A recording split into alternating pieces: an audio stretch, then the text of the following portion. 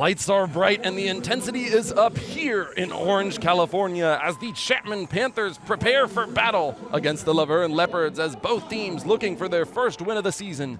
Get your popcorn and get ready for all the action here on CSBN.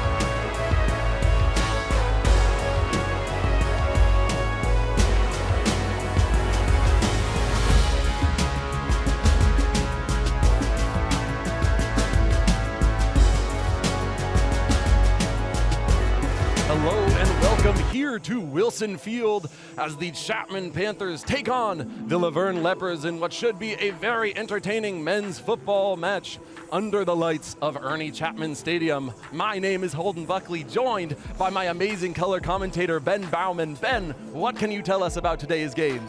Well, I'll tell you, it's pretty cloudy, it's pretty overcasty, there's a nice breeze coming through the field. It is perfect football weather, and it's perfect SCIAC football weather. Both of these teams, first conference games. It's going to be super amazing. I'm really excited, Holden. I could not agree more. Let's transition into the SCIAC preseason coach poll to get a better idea of where these teams were standing before the season started.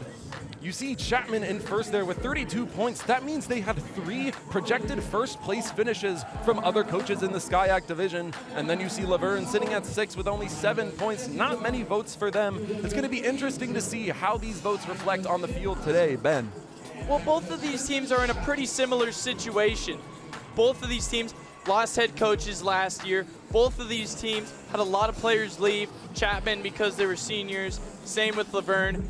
But the difference is that Chapman's backups last year, they just had a lot of talent waiting to get on the field, waiting to hit someone, waiting to play some Chapman football. Absolutely. Let's take a look at some key players of the game to see who we should be keeping an eye on to break out in this game. First player on the Verne offensive side, number 2, Jimmy Rumsey, the wide receiver out of Corona, California, caught 5 passes for 80 yards and a touchdown in his lone game of the season. The 5'9" junior is an absolute deep ball threat. Ben. I mean, you said it yourself, Holden. This guy is a deep ball threat. They put him on a go route. He's going to beat whatever quarterback's in his way, and the quarterback is always going to look at Jimmy Rumsey. He's the focal point of this offense. If they want to get the ball to someone to get some positive yardage, they're going to go to Jimmy Rumsey.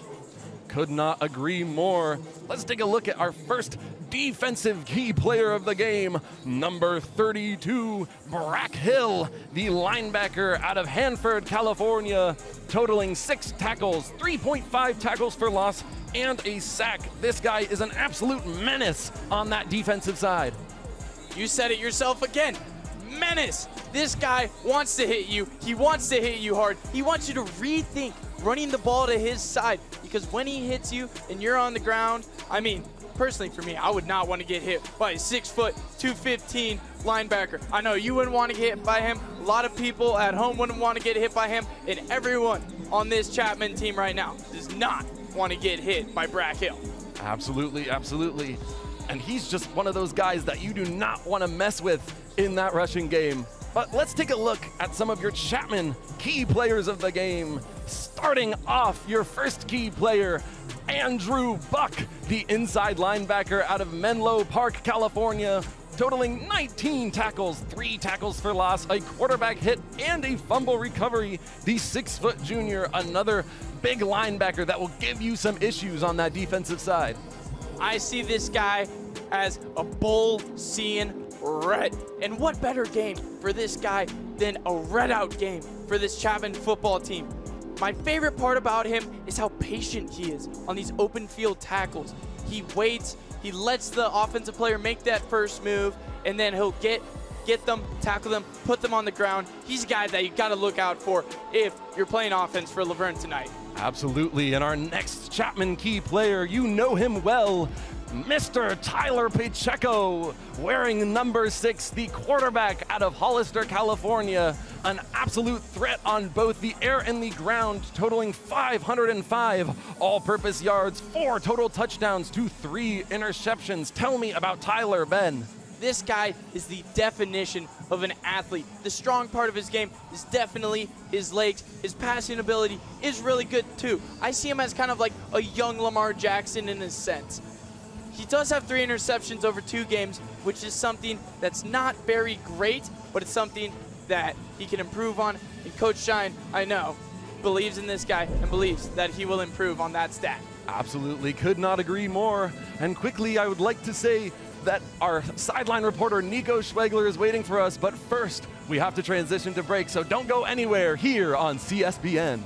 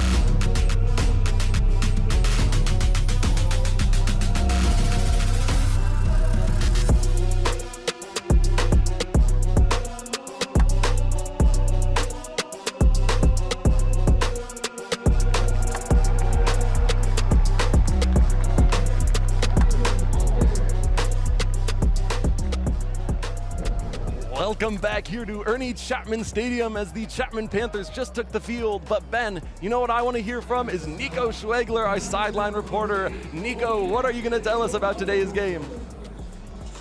Thanks, guys. Major injury news coming out of the Chapman camp. Star wide receiver Jason Bruce now officially out for the season with a season-ending broken collarbone. It's a big loss not only for Chapman, but also for the senior, who is hoping to make a big impact in his final year with the team. Now, the attention turns to Cade Zimmerman, Brendan Manzano, and finally Emilio Pucci, who makes his first collegiate start in just a few moments. I spoke with Pucci about what this game means to him and how the Panthers can finally get in the win column for the first time this season.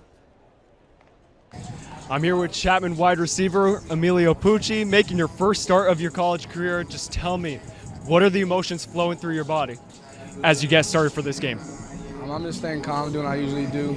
I mean, expect big things out of me for this season. I mean, stepping up. I know my boy Jason Bruce went down with collarbone injury, but just filling his place and keep moving on, and just keep creating good success. Absolutely. You had that 54-yard touchdown against Linfield the other time. Obviously, trying to build on that, what type of impact are you trying to make in game number 2 here?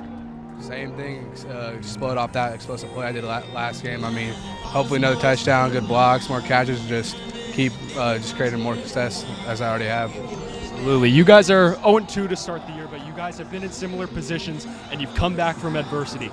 What does this team need to do to execute and get that first win on the board? Main thing is just energy, keeping the energy flowing on the sideline in the game. Momentum change. The other team gets a good play, we still got to keep up and just keep our energy, main thing. I mean, we have the talent, all the skill in the world. That's that energy and just that team bond and just keep going. Emilio Pucci, everybody making his first start of his career, trying to get a big one as Chapman looks for their first win on the board. Pucci hoping to make a big impact, and he certainly has his opportunity here tonight. Ben, Holden, should be a good one.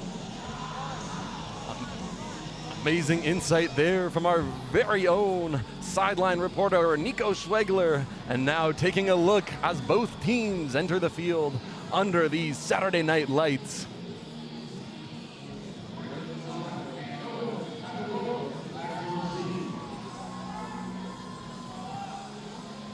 As we know, Laverne hasn't yet to win a game since 2023. And then you have this electric Chapman offense that is ready to receive and get this game underway. Punting for ULV is Joshua Werkheiser. Manzano gets the carry, breaks a tackle, breaks another. The return threat. And pardon me, Noah Tagaloa, a name that I have not yet brought up in this pregame. Was not expecting him to get the return there over Brendan Manzano, but quite the return to set the Panthers up in very good position to start this game. That's a great return for Chapman. Gets them out to around the midfield mark right there, but that's really on the special teams right there. They were just going for grabbing jerseys. All they need to do is hit body on that one, wrap up, and put him on the ground, and now Chapman has great field position. And of course, here you see the very own Tyler Pacheco taking the shotgun snap. Pacheco hands it off, breaking tackles, unfortunately brought back down at around the 45. Andrew Latu with that carry.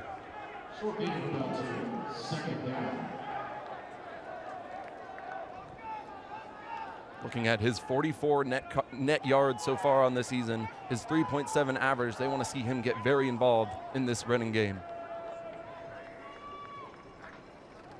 Shotgun snap, another handoff, and stifled at around the 47. This is Chapman's game right now, Holden. They want to run the ball. They want to run it up their throat. They want to get them tired so that when it gets to these later parts of the game, they're not as energized. They can't make those tackles on the line right there. Absolutely. Another shotgun snap coming for Pacheco. Gets the snap, looking to throw.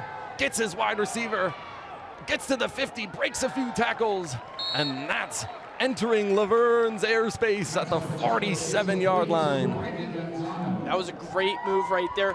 Quarterback Tyler Pacheco, nice little check down pass, and then lets the wide receiver do the work. I mean, we know these wide receivers. They're super talented, super shifty on their feet, and look, Chapman already has the first down of the game in their first drive.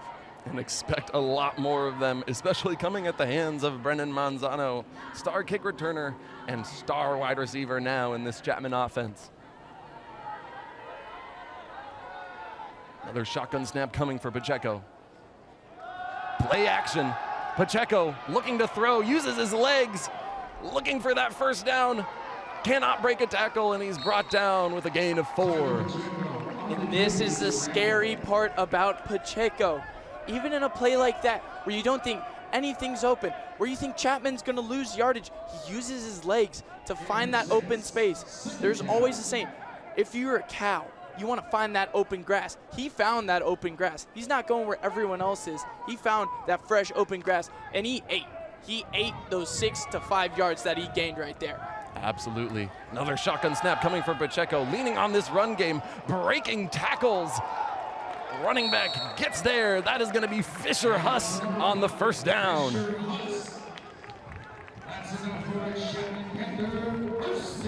Another guy they're looking to see get very involved in this run game.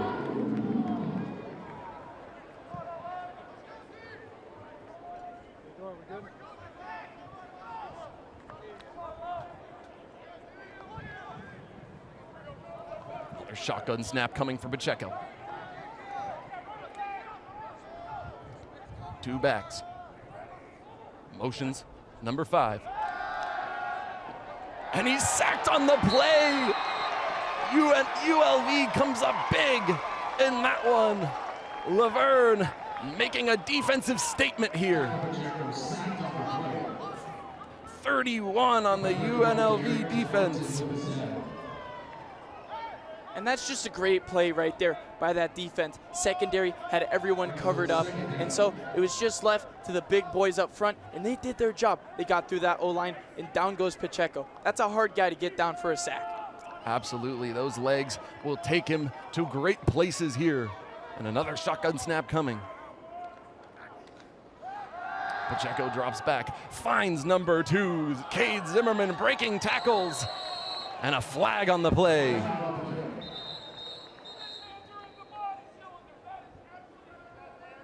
A very good attempt from Cade Zimmerman to make as many yards of that as possible.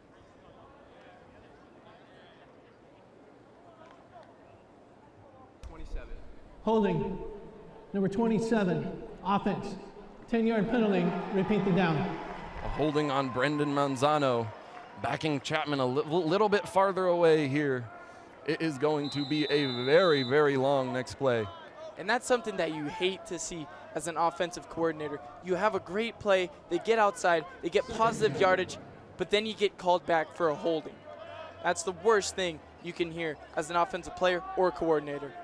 Yeah, you're seeing this passing game get involved a little bit more here, and they're definitely going to have to get involved if they want to make up this yardage.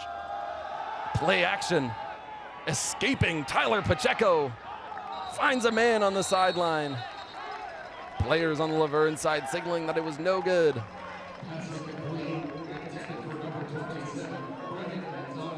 Incomplete to Brendan Manzano. Wanted to bring that one in, just could not keep his feet in bounds. Just a play that got a little bit out of control there.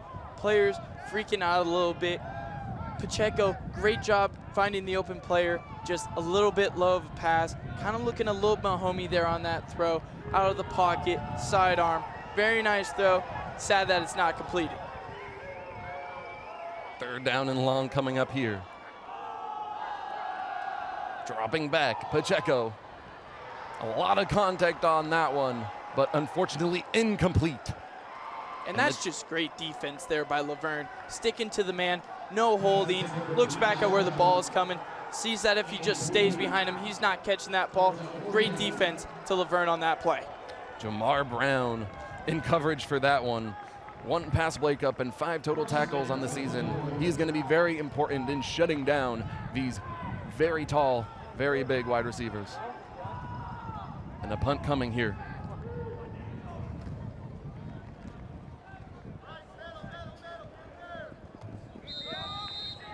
Fielded right there by number 2, Jimmy Rumsey. First time calling his name today. And you'd love to see that from Jimmy Rumsey.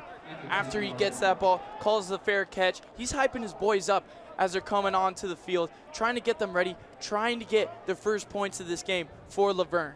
Yeah, and even though it's not great field position for Laverne, they're still very hyped that they get the opportunity to play football after long weeks of practicing. They're just happy to be here under the Wilson Field lights. Hernandez dropping back. A lot of pressure there to number 15. Laverne breaking tackles and gets a big gain there, about 16.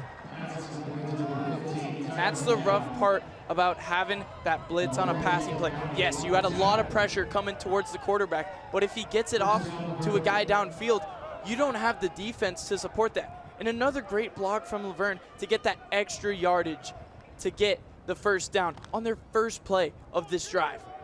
That is huge. And a running back to get the reception on that one. Tyler McCown, a threat in the passing game as well. Hart to take the shotgun snap, hands it off here to the running back, 15, Tyler McCown again, could not break the tackle on that one, and it will be a loss of 1 on the play. And that was a beautiful hit right there. One player goes low, one player goes high, you just sandwich him down to the ground. Beautiful tackling by Chapman's defense there. Laverne looking to build off that first good play to get them into slightly better field position. A surprising turn here as Amias Hart is your starting QB on this first drive. Takes the shotgun snap, finds his man with a gain of 3. Julian Martinez, the big tight end.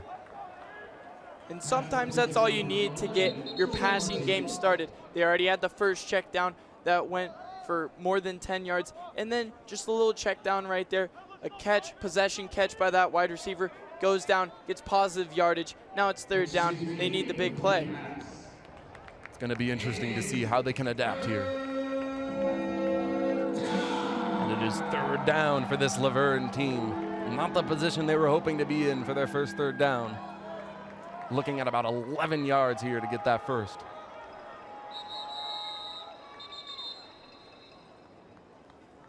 And a slight delay here. Going to check that spot.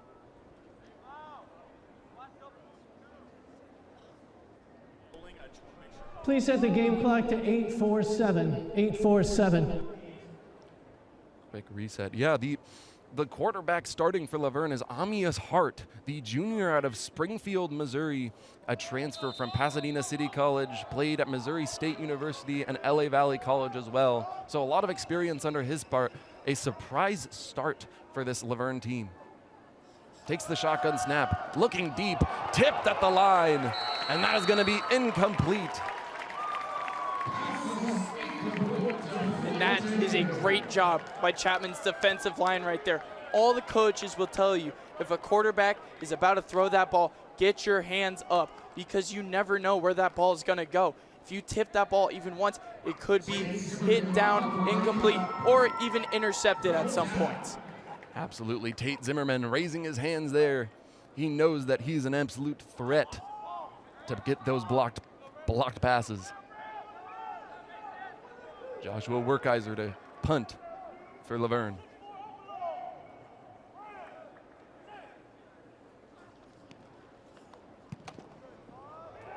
And a big leg from Joshua Werkeiser. The fair catch at around the 37. Another nice starting position for the Panthers.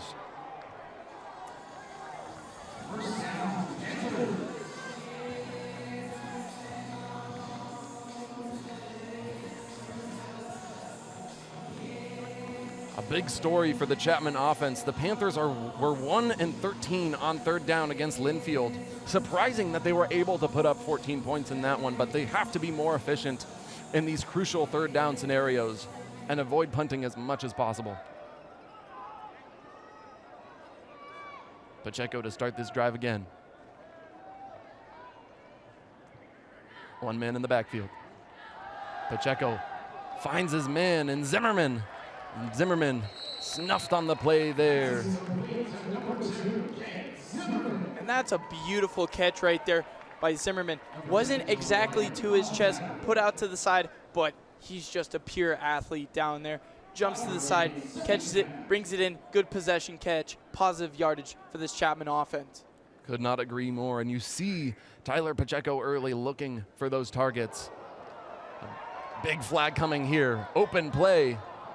A little too long for wide receiver Manzano. Looks like Laverne just hopped offsides a little bit there. Offside. Number 1. Defense. 5-yard penalty. First down. Offside on Jamar Brown. We've been saying his name a lot so far. And I like this play call by Laverne. Get the cornerback to try to get in there, get the sack. He just didn't time it right. You try to time it where right as they're snapping it, you're running around that O-line, and he just timed it a little bit too early. Tyler Pacheco, shotgun snap. Looking to the sideline. Laverne looking to disrupt this drive.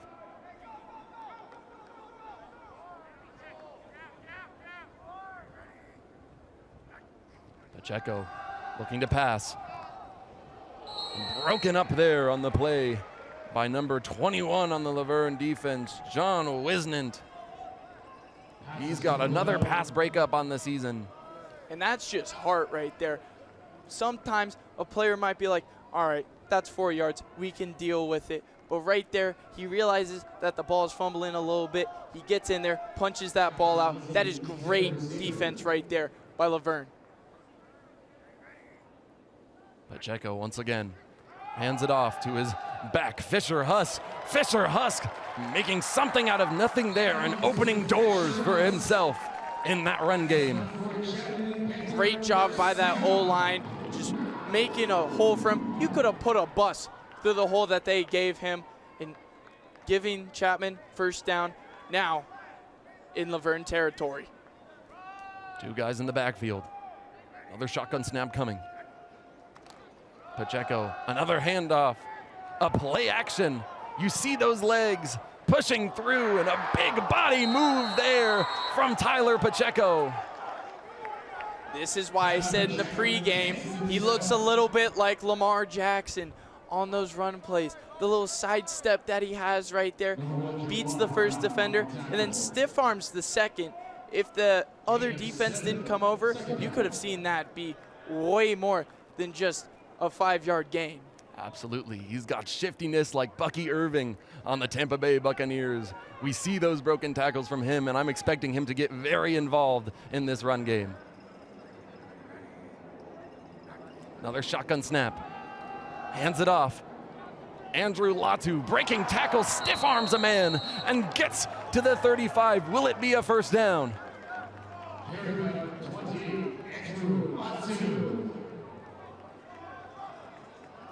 Spotting the ball here.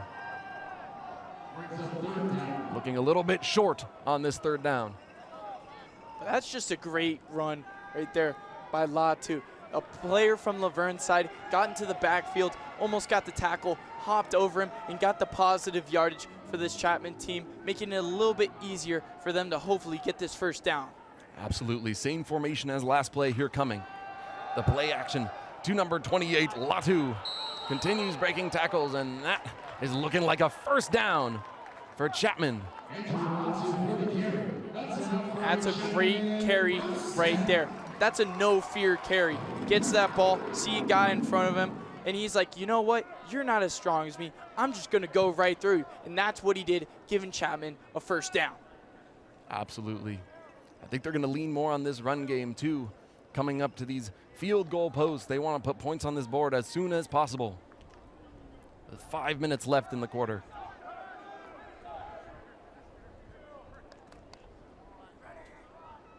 Pacheco.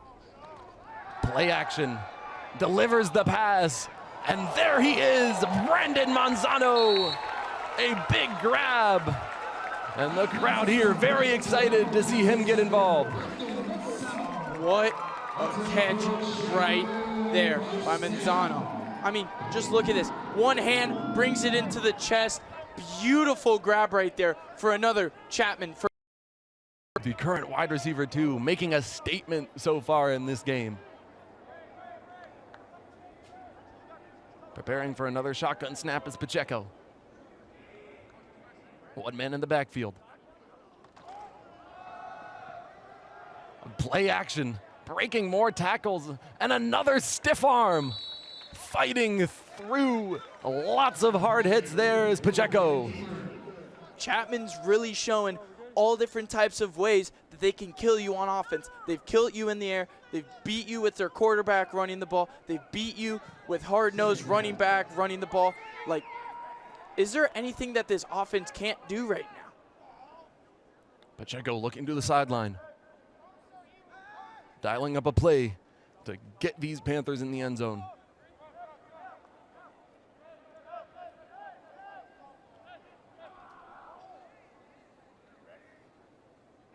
Pacheco takes the shotgun snap.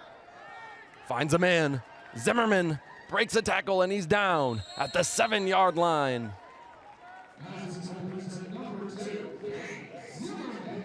Another smart play right there by Pacheco. He doesn't want to go for the deep ball. He wants to stay patient, find the open wide receiver. Instead of finding a good pass, he's finding great passes to throw right now. Absolutely, no doubt.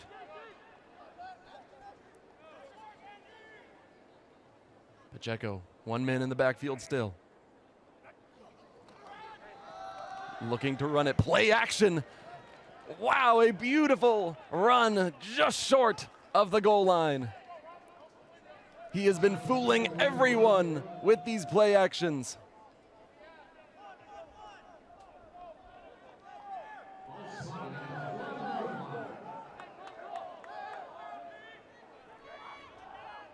Here we are in the run. Hands it off, breaking tackles, and the Panthers score the first touchdown of the game.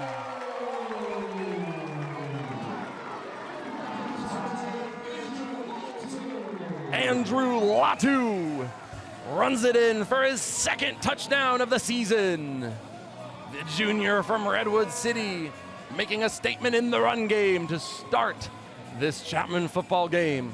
And that's what they did a lot of the times on this drive. They gave the ball to Latu and just told him, you know what? Run it up their throat. Put it right to him, and that's what he did. And now Chapman is up 6-0. Extra point here coming.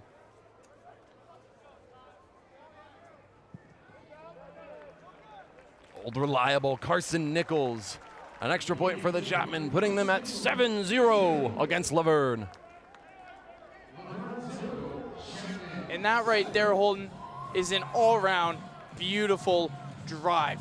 I mean, every play that they chose, running it to the outside, running it to the inside, throwing it to the outside, inside, long passes, check down passes, all around. Just a great drive by this Chapman offense to start off their night. A lot of diversity in those plays.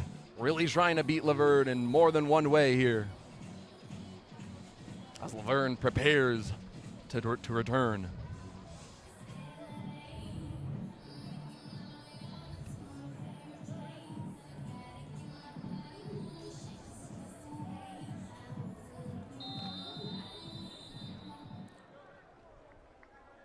Noah Allen looking to return.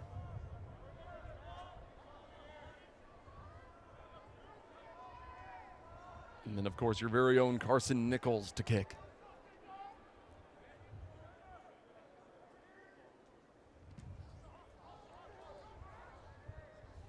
Noah Allen gets it at the 10.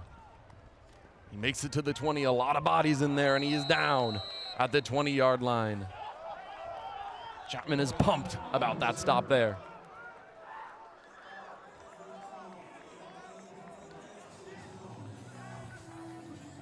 Laverne's offense gets involved in the second drive of this game.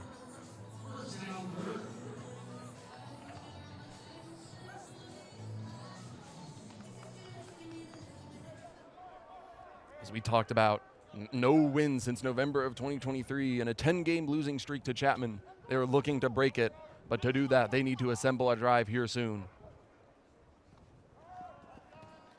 18 finds his man. A nice shuffle there to get number 2, Jimmy Rumsey, about 6 yards on the play. And that's the scary part about Rumsey right there. He hits you with the 2 moves, and then he's gone. He uses those wheels to his advantage, gets around to the defender, but good job for Chapman's secondary to get there and get that tackle. Could not agree more. A lot of patience in this defense.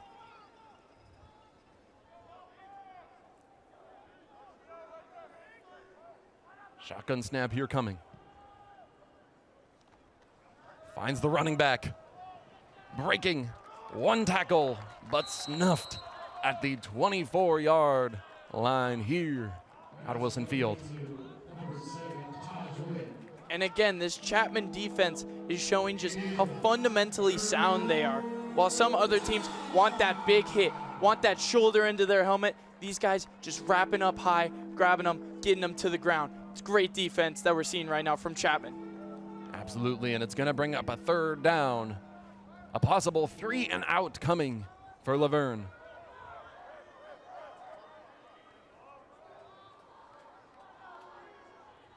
Another shotgun snap. Looking for his man.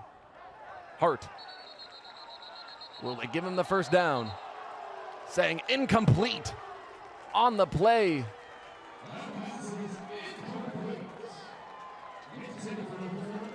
The desperation pass to about the line to gain. Unfortunately comes up short. And Chapman looking at a punt squad here. And that's a great play call right there by Verne. I mean, runs out, sees the cornerback backing up, stops right at the first down line. Just a little bit low of a pass right there by the quarterback.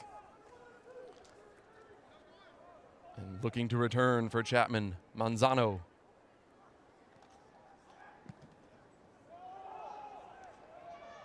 Wants to break tackles here. Finds an open lane. 50, 40, 30. He wants the touchdown. He will be a little bit short and still being pushed to the 17-yard line. You know his name well, Brendan Manzano. And that's a great return right there by Manzano. Gets to the outside, but you got to give some credit to Verne's punter. I mean, you see him running over.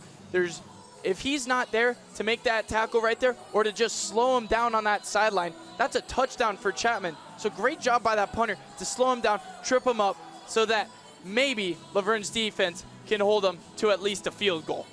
And you love to see a punter getting gutsy. It's D3, nothing to lose, might as well deliver that hit. That could stop a touchdown.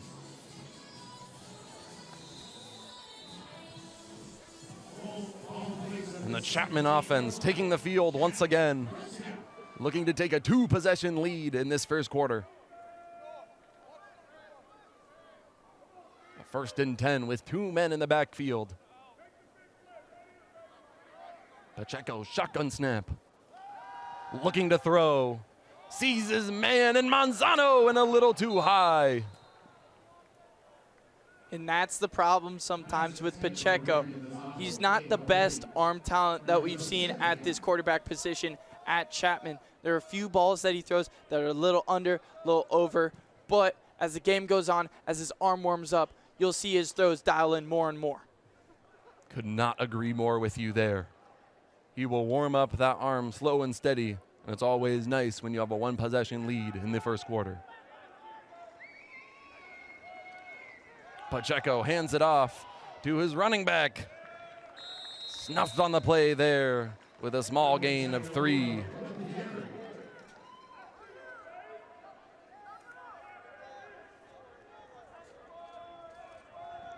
Chapman wants to get in the end zone here, but how will they do it? The Panthers are 109 wins to 40 losses when they score first. A shocking stat there. And the best opponent to do it against is one with a 10-game lose streak. Pacheco takes the shotgun snap. Finds a man, breaking tackles to the 5, diving to the 3. A very nice play by your very own Cade Zimmerman. And if I was Tyler Pacheco right now, This is I'd be the end of the thanking first quarter. all of my wide receivers, because there's a lot of check down throws going right now, but these wide receivers, they're super shifty. They're getting that extra yardage after getting hit. It's great offense right now by Chapman, and Pacheco's got to give all the thanks to his wide receivers right now. I very much agree. Amazing field position going into this second quarter. Expecting them to rely on their run game to finish off this drive and take the 2-possession lead. Back to that stat, 109 to 40 when they score first. Very, very successful team play when they're able to strike. Playing much better on third down than they did in their game against Linfield.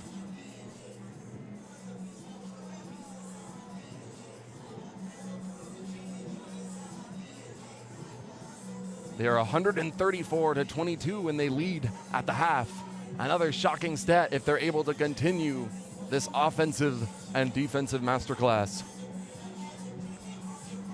This team, when they're up, is not a great team to face as an opposing team.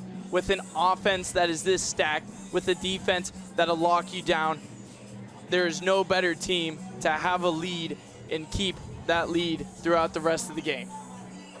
And here's your Chapman offense. How can they beat you here? One guy in the backfield and a lot of motion.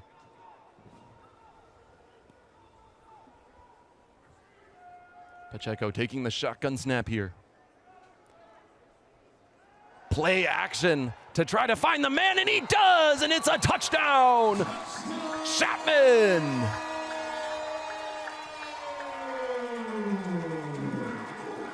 Jackson Muzzy, the tight end, gets his first catch and his first touchdown of the season.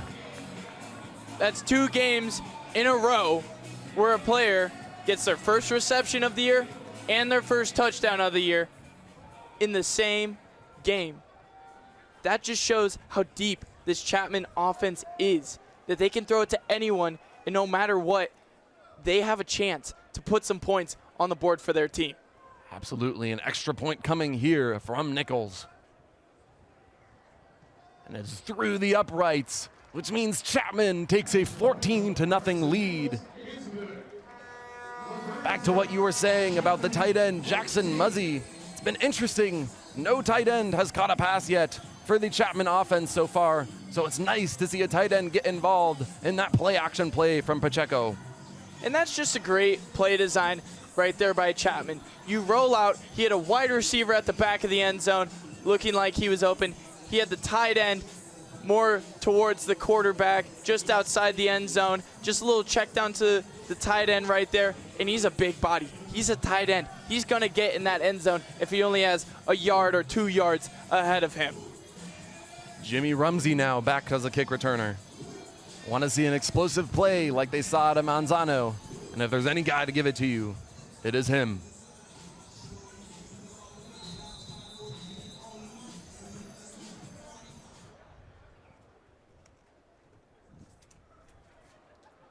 Chapman getting ready to punt here.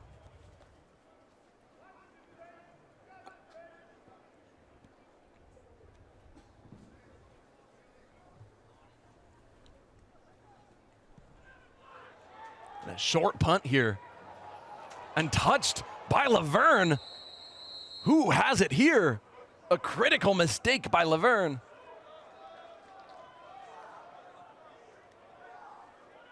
A nice defensive play.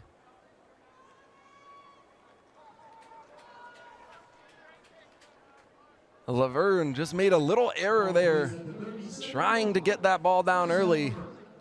You have to be able to secure those. And as a special teams coordinator, you would feel like you would tell your special teams to not touch that ball. Just stay as far away from that ball as possible, because something like that could happen. Tyler McCown in the backfield now. And he takes the first carry and is stifled for no gain on the play. This run defense has been absolutely legendary to start this game. I know we're the Chapman Panthers, but right there, they look like a swarm of wasps just getting around that running back and getting him to the ground. There was 1 leopard versus 4 Panthers in that backfield, which is never a good sign. This run defense, insatiable, trying to seek out like heat-seeking missiles your running backs in McCown and Orozco. A nice run here to the 37, trying to push for more, but stopped with a small gain. And this is the best part about Chapman's defense. They'll always have one guy wrap up immediately, and then everyone else will just join him in to make sure that that running back, wide receiver, tight end, quarterback, whoever gets to the ground. Absolutely. A third down here coming. A lot of 3 and outs from this Laverne team. All they need is one big play to put them into a good field position to keep this drive going.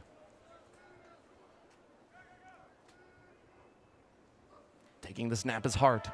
Dropping back, and he is sacked on the play.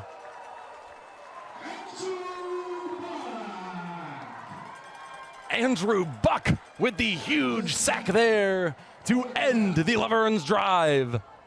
And we talked about this earlier in the pre-show. That's why we chose him as one of our star players for this game. Just a great wrap-up, great tackle, gets the quarterback to the ground. I mean, what could you ask for more in a linebacker than what Andrew Buck is giving you? Very interesting seeing some rough quarterback here to start. Quarterback play, pardon. We're going to see if we see any other quarterbacks come in for Laverne to try to get the spark that this offense so desperately needs. Chapman to return. Manzano wants to find another lane and gets down to the 50. A nice return from Manzano once again.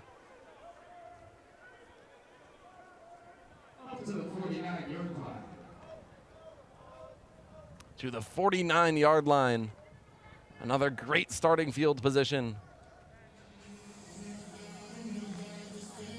And on these rough special teams plays, you have to have a goldfish mentality where every day you go back and you keep trying to fight to get what you want in this special teams play. And just a few special teams misplays can cost you a game.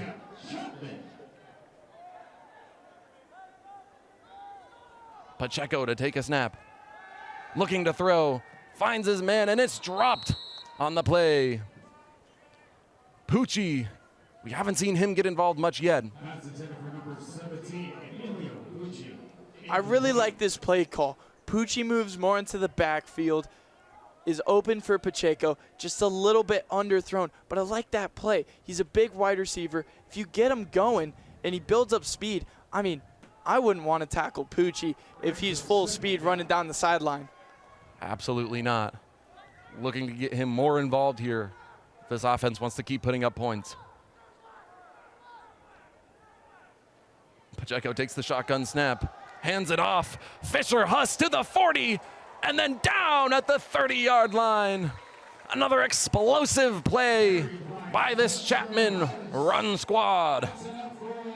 And that's just a great play right there by Chapman. You see the wide receiver on the outside kind of faking like he's about to get a reception right there and distracting that cornerback from coming back to tackle the running back as he makes a beautiful gain of yardage for this Chapman football team.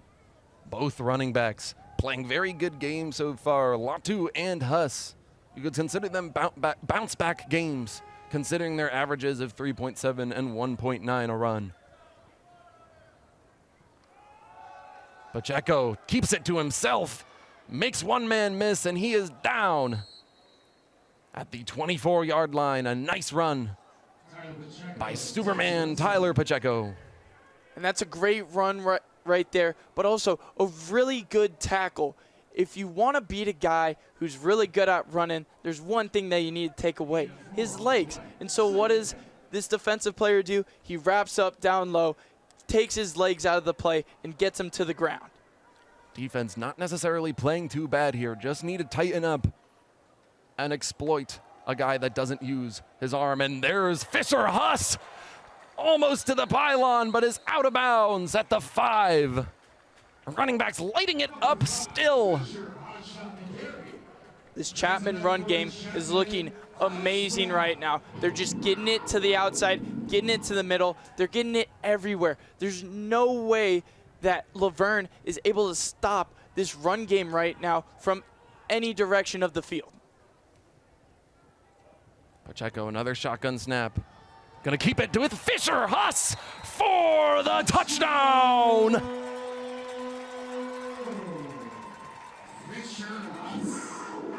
Fisher Huss, the 5'11 junior running back, gets a touchdown next to his running back teammate Andrew Latu, and back-to-back drives.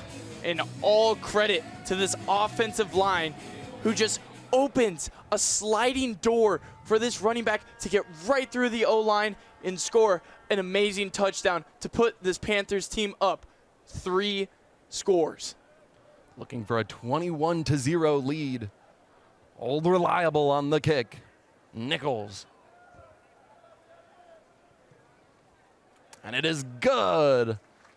Another almost perfected drive by Chapman to take the 21-0 lead.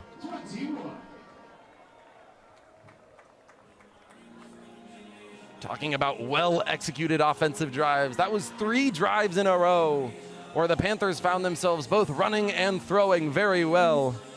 And their committee backfield is making a statement so far this game. And at some point, this Laverne defense has got to get upset at their offense. I mean, that's 2 drives in a row that they've gone 3 and out and left their defense to dry against this explosive run game that Chapman is presenting right now. If I'm Laverne's offense or Laverne's defense right now, I'm yelling at my offense like, hey, give me a breather. Like, I need some time to relax, calm my emotions, because right now we're getting shelled. Yeah, very dangerous for Laverne. Keeping this defense out here for too long. Players will start getting tired, and tired means sloppy. Nichols to kick once again. Seen his leg in use a lot here. A low punt. Gets down.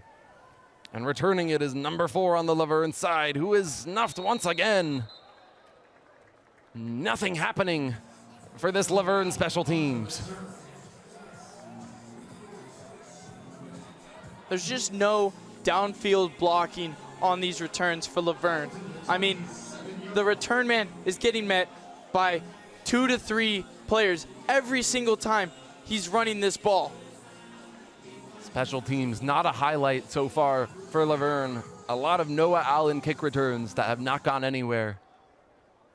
We'll see how they can assemble an offensive drive here under quarterback Hart.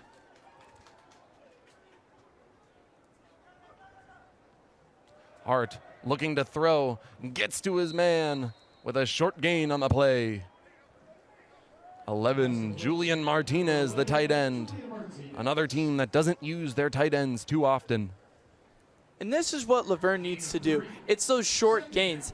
It's those short gains to get the motor going, to get this offense moving, to get them going downfield. You don't need these long, explosive plays. You just need these short ones to get everyone locked in together. Could not agree more there. Hart takes another shotgun snap here. Looking to throw once again and uses his legs only to be met by multiple Chapman defenders. Looking short from that first down marker. And that's great realization there by Hart as a quarterback. He sees nothing's open. All of his receivers are getting locked up right now. And he's like, you know what? I need to take this into my own hands. Runs it, gets positive yardage. That's smart quarterbacking right there by Hart. Yeah, nice to see him taking initiative in this offense. Wanting to avoid another 3rd and out here.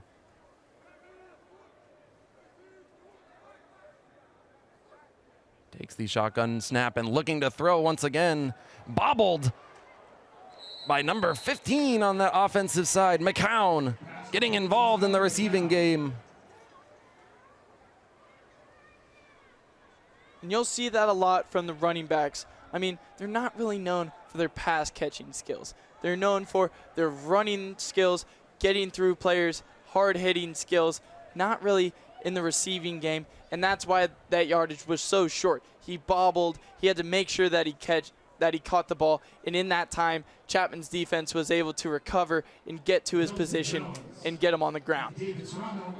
Once again, very interesting that they're relying on Hart when they have two other QBs on this roster that have throwing experience and a QB that started all of last year that we know has great legs and a good arm that can lead your offense Charge to no timeout, more 3 Laverne. and outs. They have 2 remaining in the half. A timeout here coming.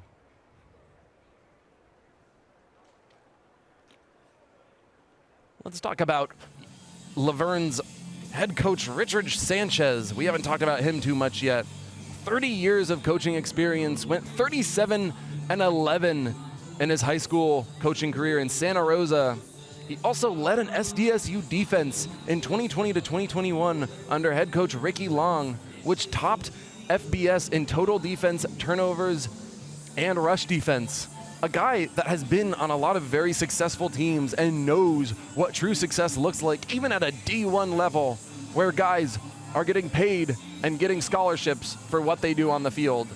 Here it's interesting on how he's going to use these players and get them inspired to keep pushing in this game. He knows that this is a long-term project, though, with Laverne. Laverne never really been known for having an amazing football program, but having the leadership of someone with this much experience behind or in his belt is really important to creating a culture within this team. A booming punt. Manzano chooses not even to go for it, and it is out of bounds at the 35.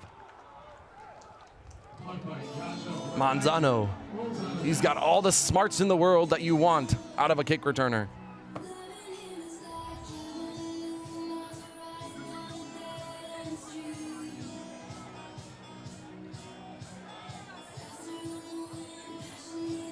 We're going to see this Chapman offense again. It's going to be interesting to see when they get tired of being on the field as they're up 21-0 with 8 minutes left in this half.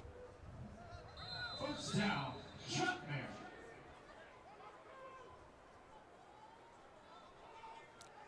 2 men in the backfield for Chapman. Play action.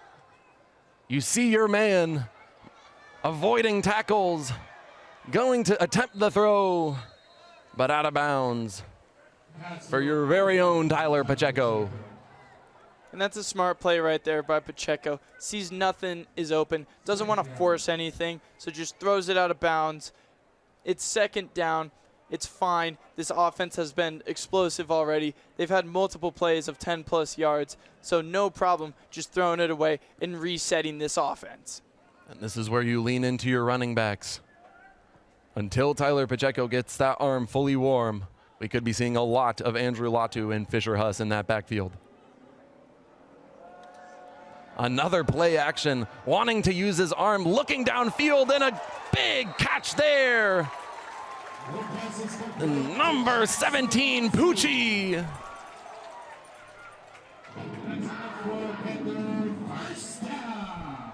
And a first down for the Panthers. And pardon, not Pucci, Muzzy once again, his second catch of the season, the big body tight end, making a statement here.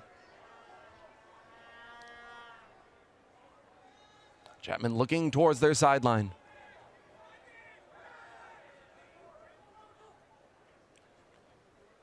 Two men in the backfield once again. Pacheco looking to throw a deep ball. Too long for Brendan Manzano. Wanting him to settle in that throwing game. And again, that's great defense right there by Laverne. This defense has talent. This defense is a quality defense. They're just going up against one of the best offenses that the SCIAC has seen. I mean, we saw in that preseason poll, there were high hopes for this Chapman offense, and now Chapman just looking to sneak their first win in and get a head start in these SCIAC standings. And a missed throw there by Pacheco.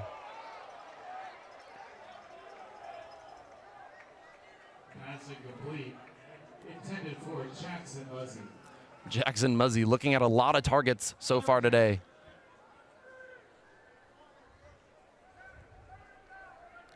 And when you see that, when you see a guy that's attempting a lot at the tight end position, it all comes down to your big linebackers for Verne, like your very own Brack Hill.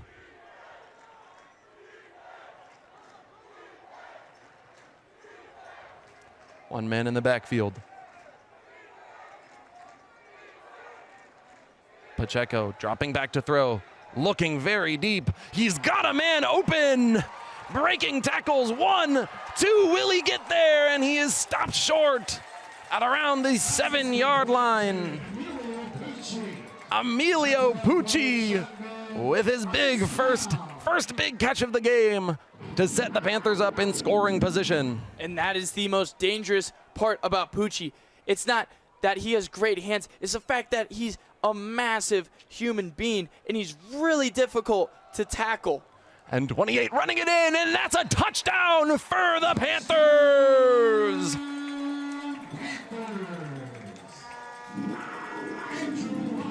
Andrew Latu gets his second touchdown of the game. A beautiful play to put the Panthers up 4-0. And this poor defense is just getting shelled right now through the air, on the ground, just everywhere. They do not have an answer for this explosive Chapman offense. Looking to take a 28-0 lead.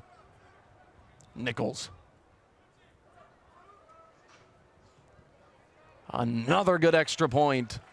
And Chapman goes up 28-0 against Verne with 6 minutes left in this half. Verne 0. Your Chapman Panthers. And as a Chapman fan, looking at that first drive that they had great field position and just came up a little short, had to punt that ball away. But now, as a Chapman fan, you're looking at this like, do we have the best offense in the entire SCIAC right now? It sure looks like it. Our passing game, even though a few have been short, few have been long, the ones that connect go for a ton of yards after being hit. And then the running backs too. That's the star of this offense right now. They're doing great running through the defensive line. They're doing great getting to the outside and beating these cornerbacks with their speed and shiftiness. All around, this Chapman offense looks unbeatable. Looking like Saquon Barkley and Derrick Henry in that backfield. Nichols to punt.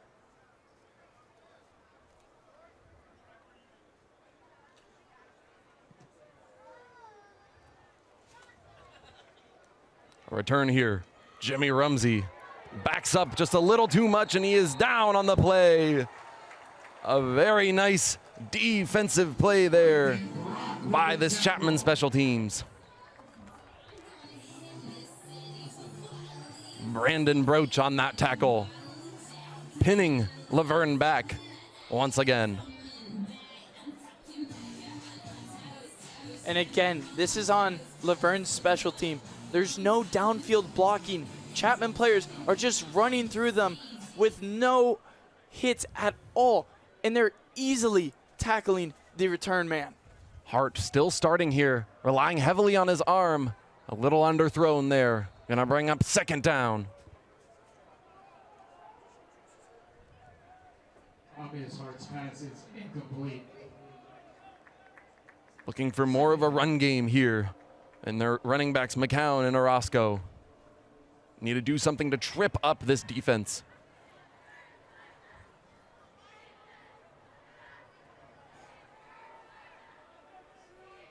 Hart with the shotgun snap here.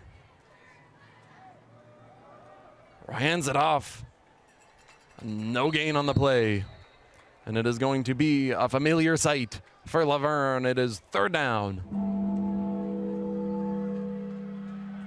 These running backs are getting zero help from their downfield blocks right now. A lot of these Chapman defensive line players are just running through this O-line super easily, getting tackles for negative yardage.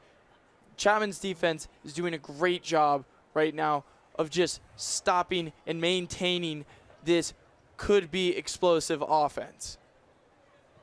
Again, you have your quarterback Hart still in, but you know you have other options on this sideline. And a big sack there! Quarterback Hart goes down. coming up big. Number 59, Nick Ramos, with his first stack of the year. At this point, you just got to feel bad for this quarterback and this running back room. They're just getting shell-shocked right now, just getting tackled every single play, hard hits every single play. At some point, they're going to lose this ball. They're going to fumble it. Chapman's going to get the ball very soon on these defensive possessions if this O-line doesn't step up and stop this explosive defense. Still surprised they are not handing the ball off more. Is it lacking confidence? And Manzano on the return is just going to let that one go. What could have been a nice fair catch turns into a start for the Chapman Panthers at the 22.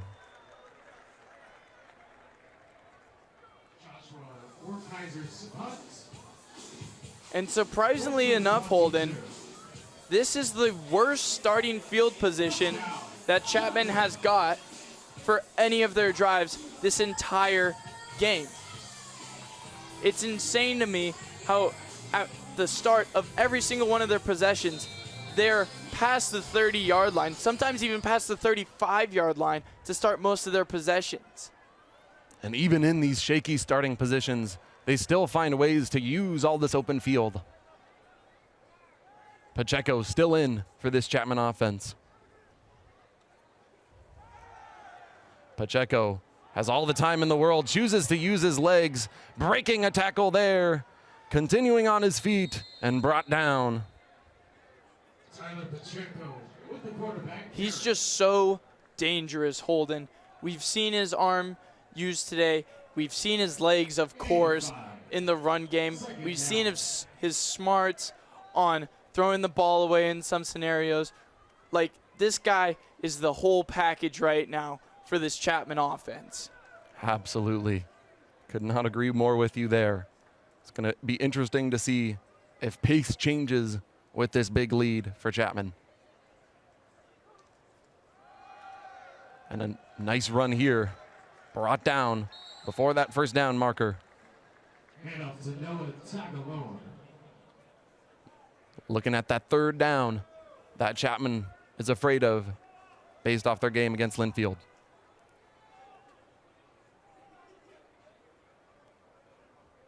This Chapman team playing with a lot of fire after dropping their first two games.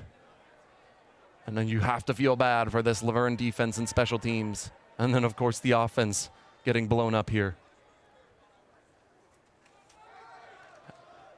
Run stuffed, short of a first down.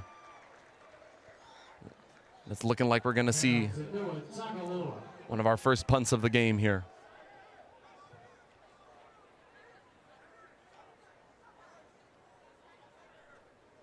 Brings up fourth down. Offense staying on the field, and there's that punt team. Would be very surprised to see Chapman run a fourth down play with this kind of lead. Chapman went for more of a laid-back offensive scheme in that drive right there. Really just trying to run the ball, see if their running backs can get any wiggle room past this defensive line of Laverne. Charge timeout, Chapman. They have Chapman two takes remaining their in the first half. timeout of the half with 2 minutes remaining. 28-0 game. What some fans might have been expecting has turned into an absolute blowout of Laverne. But the last thing you want is for a quarterback like Jordan Hernandez or Brian Rudden to come in for Laverne and make this game more difficult on the Panthers, because there is a lot of football still coming after the half. And that's what Chapman has to realize. Personally, I wouldn't go back into this laid-back offense, just running the ball, trying to run the clock down. I would say keep your foot on their necks, keep going, keep putting points on the board. Yes, it might not be very sportsmanlike, but at the same time, you're winning a football game, you're getting your self-esteem up, and with that, with a lead that big, you're trying to get some of these younger guys the experience that they need for these upcoming years that they're playing for Chapman. And Chapman going for it on 4th down. That's where you see that rivalry coming through.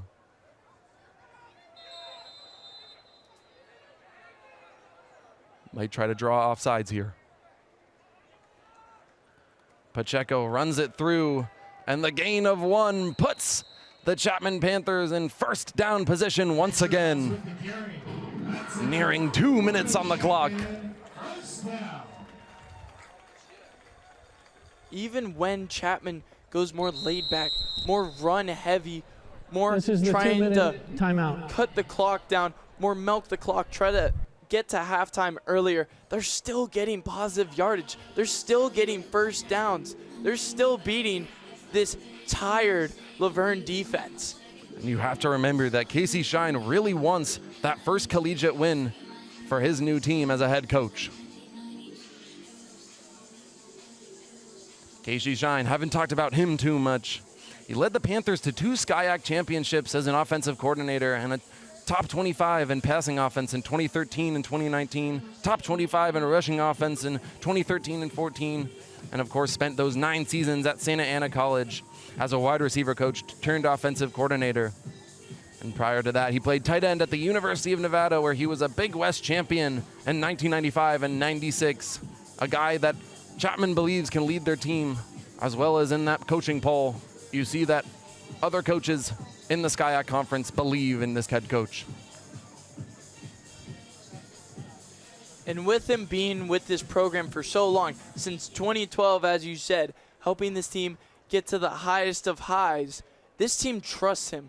They have his back as their head coach right now, even as he is the successor to his former boss in Bob Owens. Bob Owens, a legend for Chapman football, retired last year. Chapman proving in this game that they can succeed under the lights of Wilson Field.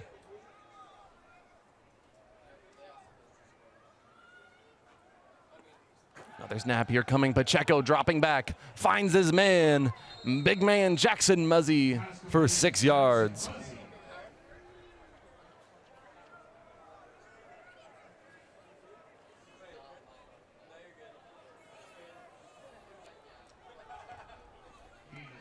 That big tight end, find him used a lot in these short passes. Pacheco looking to use his arm again, settles for the run, breaks a tackle, breaks another. A big gain for Tyler Pacheco. Puts them well and beyond that 1st down marker. And you don't see many quarterbacks, Holden, need 3 defenders to bring him down. He goes through the first one head first, beats him, is getting positive yardage, needs 2 other guys to get him down to the ground. Pacheco, another shotgun snap, looking deep again, used that arm, and it's a little short. For 13 on the offensive side, Gabe Mendez, who has yet to catch a pass for Chapman this season. But your wide receiver turned running back, turned quarterback, Tyler Pacheco, knows how to facilitate an offense. And that is the beauty of what he may lack in true arm talent. He makes up for in his playmaking ability. A minute remaining for Chapman to extend their lead. Running back to Fisher Huss. Fisher Huss finds a lane. He is still going, and that is a touchdown for your Chapman Panthers.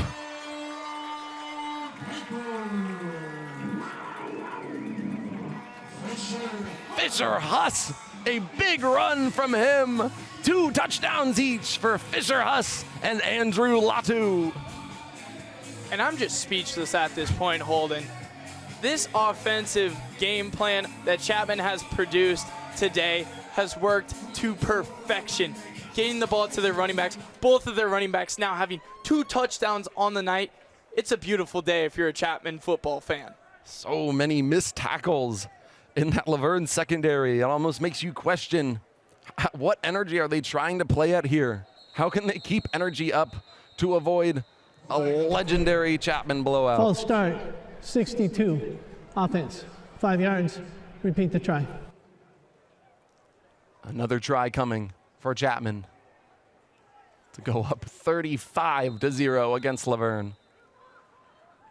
And once again, Holden, this is only the first half. And Chapman has done this much on the ground, in the air, just everywhere. They've been successful. Absolutely. Laverne, they have to start thinking about their backup quarterbacks here.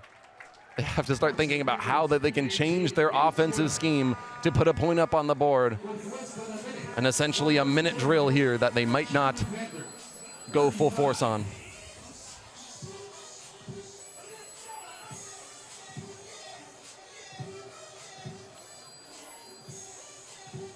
These running backs are absolutely feasting here. Andrew Latu and Fisher Huss. Speechless. Both juniors, so we'll get to see them a lot more next year, and of course for the rest of this season. This is one of those big ego boosts if you're in a committee running back room, and then we'll see a lot more of them in the following games. Chapman punting. Laverne just looking for some sliver of hope that they can bring themselves to a closer game. Jimmy Rumsey to return. Jimmy Rumsey, he's got that speed, and unfortunately wrapped up at around the 22-yard line. Laverne. It's hustle mode here with 52 seconds left on the clock. At this point, you just need a big play to get into field goal range, get some sort of points on the board before halftime. Could not agree more. You have to see more from that running room too. They are just as important as getting passing reps. And you see Hart still out there. They clearly want to wear him in and develop him into starting QB potential, but we are not seeing that today. Tyler McCown on the carry. Tate Zimmerman on the tackle. The word that I would use for Laverne's offense, defense, and special teams is combustion. They have combusted on all seams today, whether it be tackling, special teams play, and then, of course, throwing with a backup QB. I couldn't have said it better myself, Holden. 10 seconds left on the clock. Have to make something out of nothing. And we see a run here to get a first down with 4 seconds on the clock. Hart using his legs and getting a nice first down for Laverne. First down, Laverne. Their first down of the game. Their first down of the game. Coming with 3 seconds left on this clock.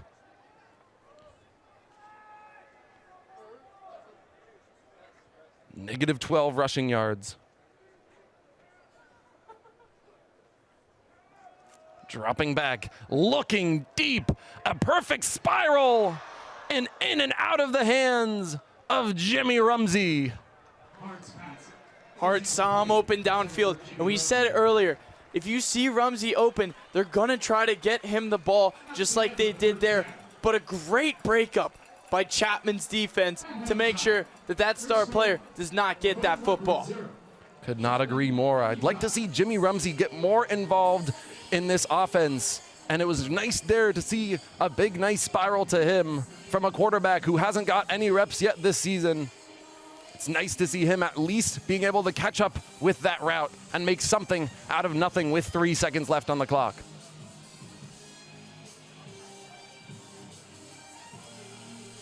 It's so hard when you're looking at a 35-0 deficit. And how will this Laverne team come back out in the second half knowing that with that goldfish mentality that they have to continue going back regardless of what that score may look like? I mean, at the end of this first half, there's only one thing that I can say about this game, and it's just bow, wow, wow, man. I mean, this Chapman defense, this Chapman offense is just doing whatever they want with this Laverne team right now. Yeah, the Dogs have came out on the defensive side. We've seen multiple sacks coming and a lot of really nice defensive and offensive plays. And you know what I'd like to look at is these first half stats, because they are staggering. Staggering stats here. Only 2 first downs for Laverne against the 16 of Chapman. And then you see those rushing attempts. Laverne needed to lean more on that rushing attack, considering they have a quarterback who has yet to play reps this season, and their 3 measly rushing yards were not enough to put a single point on the board. Ben, tell me about that Chapman side. I mean, you can see why Chapman is the king of the hill in the preseason coaching poll. I mean, 16 first downs, 24 rushing attempts, and then 185 rushing yards, not to mention the 110 receiving yards that they also have on tonight as well. I would love to see some highlights so far in this game, especially from your star running backs in Andrew Latu and Fisher Huss.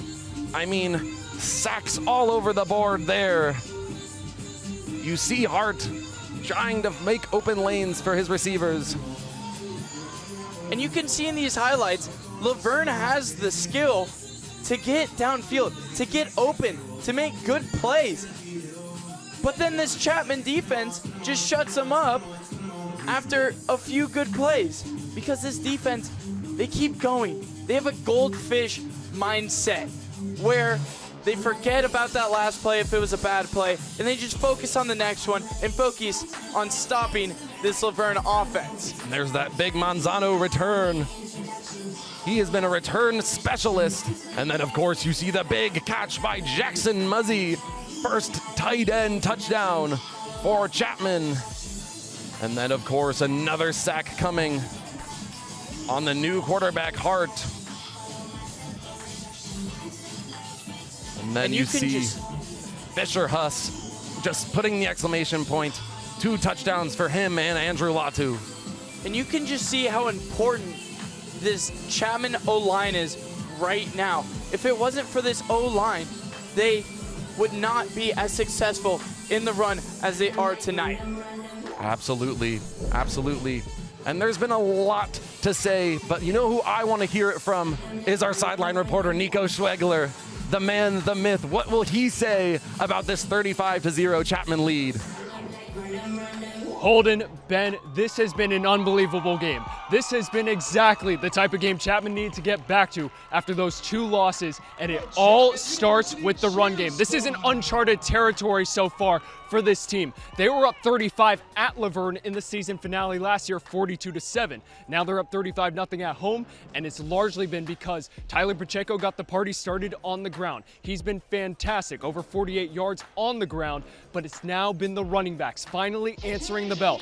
Andrew Latu has been a lot to deal with in the red zone for Laverne. 2 touchdowns for him, 19 yards on the ground, but man, we got to talk about the Panthers. Gone fishing. Fisher Huss has been unbelievable. This first half might be the best game he's had in his career. 113 yards on the ground, 2 touchdowns. He's averaging over 16 yards a carry. 16 yards a carry for Fisher Huss, coming in for Gio Ursino, who had one of the best rushing seasons last year in Panthers history.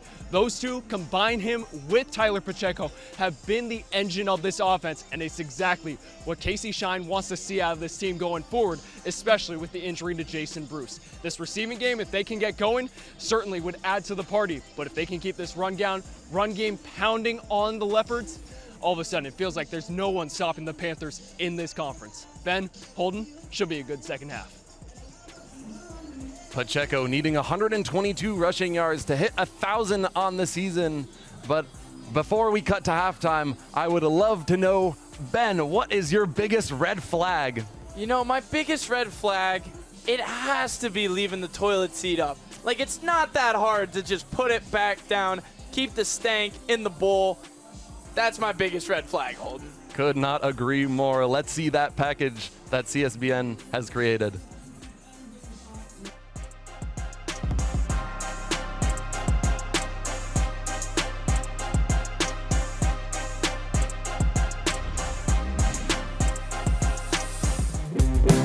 That's disgusting. Unbelievable. I don't really have a Hideous problem with behavior. it. You get cold sometimes. Red flag. I would say green flag. I don't wear socks to bed, but You have your covers to cover up your feet anyway. yeah, but what if it's cold, you know? Like those winter days get cold, dude. Nope. You need some Red flag socks. all day, red little flag. cuddle up. I feel like it has to be red. No, that's kind of weird, right? Yeah, that's kind of. Low-key green flag. That's a green flag. Yeah. 6-7. Yeah. Everyone on our Red team. flag, yeah. Whole locker room talk. Oh yeah, see, they're That's why. they're part They're of the the red brain flag rot, you part. know. Oh, left-handed green flag. Those are rare. He's left-handed, so put that right up there. I'm left-handed. The world's not made for us, so. That's a red flag. Green flag, more time looking at memes, 6-7. I say that's normal. I say that's kind of a lot, bro. Let's say red flag. I'm saying green on this one. Like, A lot of screen time, bro. dude, you play Clash Royale too. Like, come on. Screenager. You should talk to your mom weekly. Call your mom every day.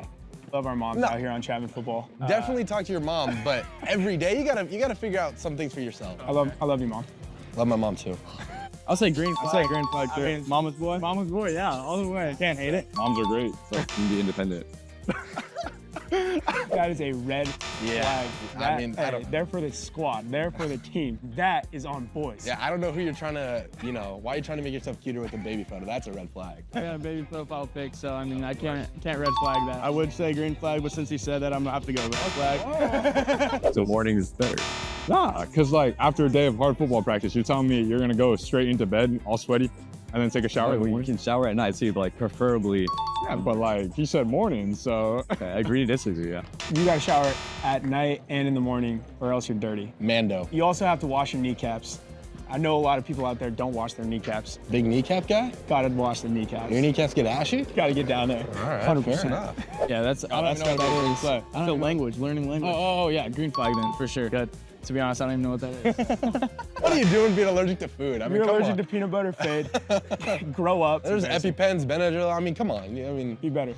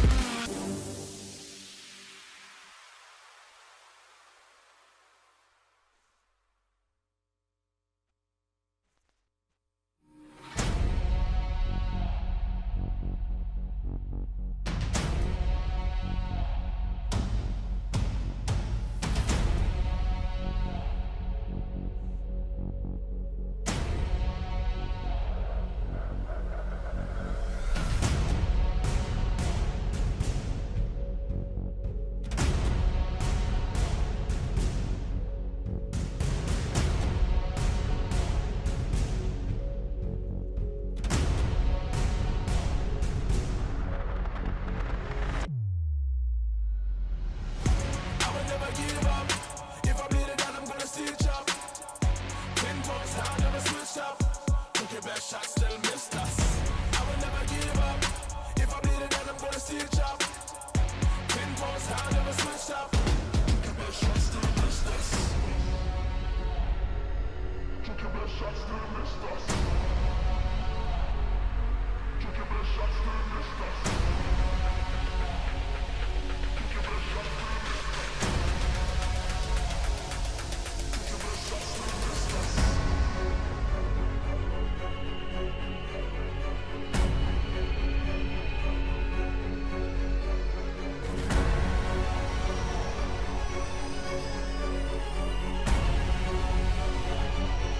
Took your best shot, still missed us. And I swear I put my life on it. Can't believe fruit grew from a stripe of it. Neck used to have a knife on it. Looking in the mirror and I got that ice on it. And it's iconic, and it's ironic. I'm getting paid just to put together phonics. Had to keep my focus, had to counter locus. Dreamed about this moment even when I felt the lowest. Now I'm making waves, yeah, I feel like roses. Heat turned up with all the static codes. You ain't gotta love me, but you gonna notice. 10 toes down, you can keep the roses.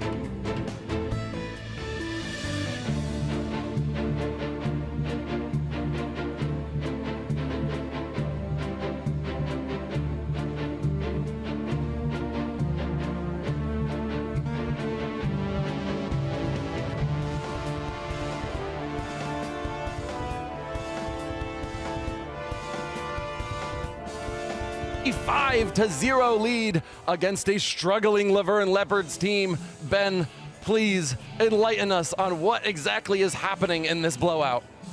Well, to be honest, Chapman is just a superior team in this game. Running wise, superior. Both of their running backs, the dynamic duo, looking like Jahmyr Gibbs and David Montgomery for the Detroit Lions right now. They're running through this entire Laverne defense. Passing wise, it's been a little shaky at some points from Pacheco, but at the same time, they already have a passing touchdown to a tight end who hasn't received a pass this entire season. And that's 2 games in a row where a player who hasn't caught a pass the entire season catches a touchdown. Yeah, and then on the defensive end too, they're just shutting down this offense. You really got to feel for this Laverne team, both offensively and defensively, because they're just getting absolutely demolished right now. Yeah, it's inconceivable what is happening to this Laverne team, especially in defense and special teams. I know their offense hasn't been able to assemble much, but defense and special teams has really struggled with making tackles and blocking. It has been a rough time for Laverne on all sides of the ball. Cannot give up at this point, though, as you do not want Chapman embarrassing you at home. Going to be curious to see when backup QBs start throwing here. But Laverne still wanting to try to utilize and get reps for guys that might have to step into positions if players continue struggling.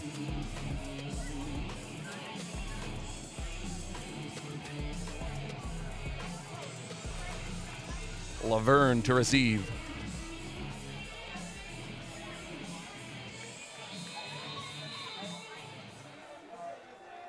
Fans, welcome back to the start of the third quarter. Another kickoff coming from Carson Nichols. Has not struggled yet today. All reliable.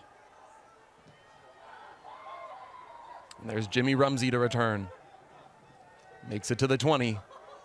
Too many bodies, but breaks through a few and gets down to the 29. A nice little return. It's always these little plays with this team.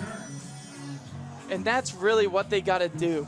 Like, these big plays, they can't do them right now because this defense is just locking them down. They got to do these small little plays, running the ball, get 4 to 5 yards on each play that they run. That's really what they need to do. 110%. Under the center snap here coming. And a run. Tyler McCown. No running room for him there. As you can see, the backup quarterback for Laverne, the backup to a backup, Brian Rudden, had a good game, had an okay game in his last showing. 10 for 20, 78 yards and an interception. You just want to see him get reps, learn how to use that arm against a defense that has stood well on its own weight, possibly bringing you back to a closer game in the second half. Another under center snap coming. Haven't seen too many of those so far.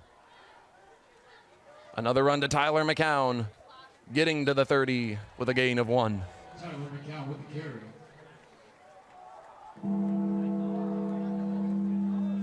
It is third down. Third down coming for Laverne. Looking to get that first and break a bad cycle of third down, 3 and outs.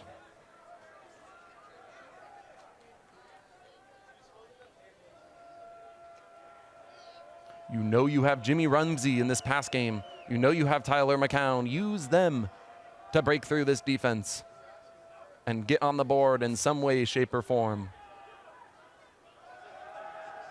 And a big sack coming there from this Chapman defense. Another sack. Mason Kubicek comes in there to bring down Brian Rudden. And while I've said before that this team is super fundamental on a lot of their tackles, on this one, he was just like, meh. Fundamentals, we don't need that. He just jumped and pounced like a panther on this poor Laverne quarterback. Mason Kubicek happy to get his first sack of the season on this Chapman defense. A punt here coming. And it is blocked. You hate to see that. Just another special teams collapse, and Chapman has the ball at the 30-yard line. Wow. In this game, Chapman can do no wrong. That is a great play right there by Chapman special teams. Just getting into the backfield, blocking the punt, not hitting the kicker. Like, I'm just speechless at some of the plays that this Chapman team has been able to produce tonight. And here we see Brady McAleer coming in as quarterback for the Panthers. The 6'1" quarterback wearing number 10, the sophomore out of Duval, Washington, looking to make his first game time of the season and starting with a 5-yard run. Noah Tagaloa with the carry. Noah Tagaloa. Haven't called his name too much tonight. Gain of 4 yards. Second down. Noah Tagaloa, the freshman running back out of Santa Ana. Tagaloa gets another carry, makes a man miss, and makes it to the sideline for a first down in the red zone. And this is what you love to see from a Chapman team right here. You get your backups in, and they're still killing this defense. You love to see that as a coach because you know the future is bright for this program. 100%. Being a freshman, having your first or second carry go for a first down must feel so good. And then, of course, you have Brady McAleer with his first playing time, wanting to make a statement for himself.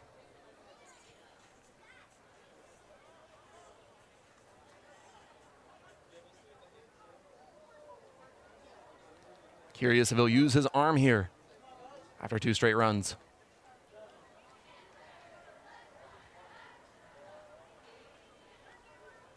Takes the snap, shotgun, hands it off to number 8, and it is a Chapman touchdown! The freshman running back, Noah Tagaloa, gets his first touchdown of the season, and he is ecstatic. Insane that your freshman running back, who has 0 college experience, comes into this game and immediately gets a first down. Then right after that, runs it up the middle, and it's a touchdown. These Panthers are up 40 points to 0 right now. You get to this point of the game and you start saying, how do we conserve energy to keep playing heavy in a very competitive SCIAC division? And that is another point for Chapman to take the 42-0 lead here with 10 minutes and 54 seconds left.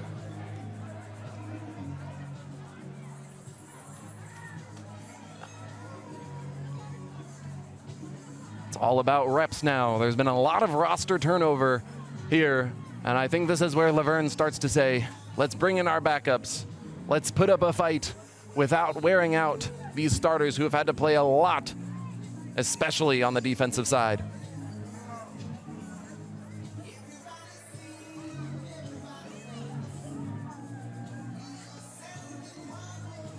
Kickoff coming for your Panthers.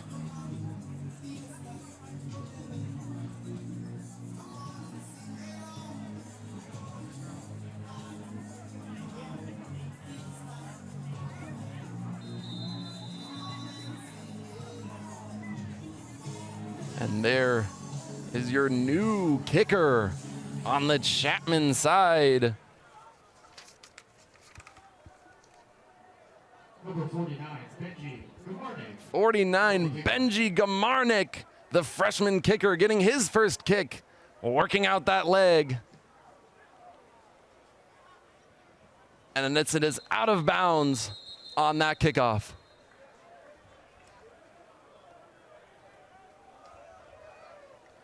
Benji Gamarnik, free kick, a nice first out of kick, bounds. but Verne unfortunately would like to out of take the ball at bounds. the 35-yard line. First down. And Verne is taking the ball at the 35-yard line. We're going to see a lot of working out of these kinks in both teams in First down, Verne. their secondaries and special teams. Shotgun snap here coming. Fakes it. 18 gets it to the big body, who breaks one tackle and is down. Hart's pass is complete to Julian Martinez. Hart is back in the game. Gain of A 8 shocking on turn the after letting second down. Brian Rudden get a run, and now you're back on Hart. Still fighting to keep this game alive. It's quite confusing to see you put your starting quarterback back in the game after putting in the backup just the drive before. A nice move there by Jimmy Rumsey. Hart's pass That is quick complete to turnaround Ramsey. is what he's known for. And it's soon coming that he'll be able to break a tackle and get a good run here. Now it's just a beautiful play by Rumsey right there. Beats the first tackle, gets the extra yardage, gets another first down for this Verne team, making it their third of this game so far. Taj Stevens-Wynn is starting at running back, and they're electing to pass. Number 4 on the Laverne side, Noah Allen hit there. No flag on the play. Second down. Taj Stevens win. The junior, 5'9" out of Pomona, California. Anything to make this run game less abysmal here.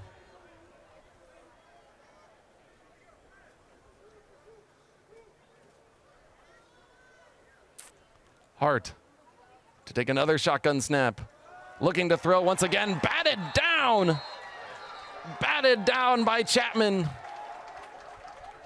Those D linemen can jump, and they will absolutely terrorize your quarterback.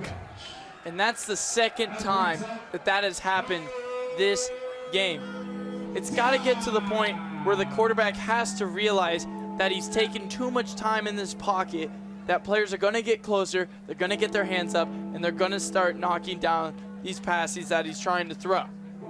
I understand working out a quarterback's arm, but you have to start running the ball essentially to kill time now.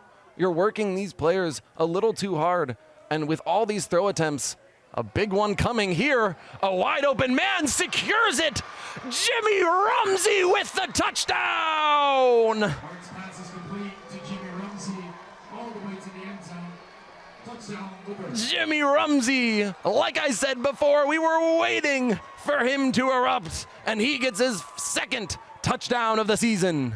And that's what we were talking about early on. That is the prototypical go route for Jimmy Rumsey. He beats the first man, catches the ball, beats the second man with speed, and gets the first points on the board for this Laverne team.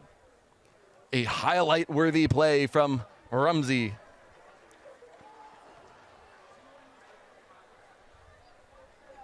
Looking to have missed the extra point there. Nothing going in favor of Laverne except for that beautiful play from Hart to Rumsey. Just as I was saying, they might be working their quarterback's arm too much. Of course, that's when Jimmy Rumsey gets a huge grab to put Laverne on the board.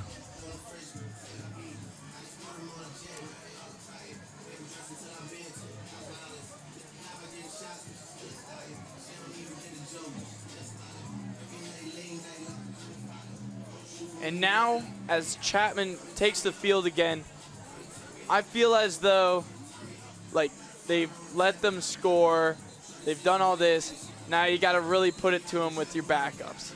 You got to start trying to get these points, get more players involved, get more players their first touchdowns of their career. I mean, we've seen a freshman get a touchdown already this game. Let's see how many more of these young players on this Chapman team they can get in the end zone. And at a certain point, you have to start thinking about running the ball and killing this clock. There is no point in beating a dead horse if you find that your team is tired and wants to start preparing for their next game.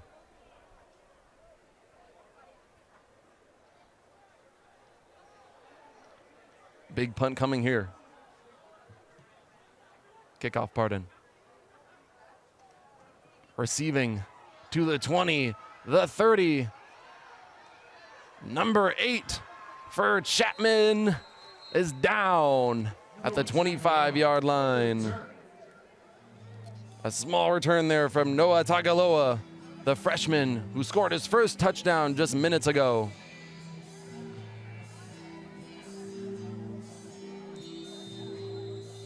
Good intuitive running ability by him to set the Panthers up in decent field position.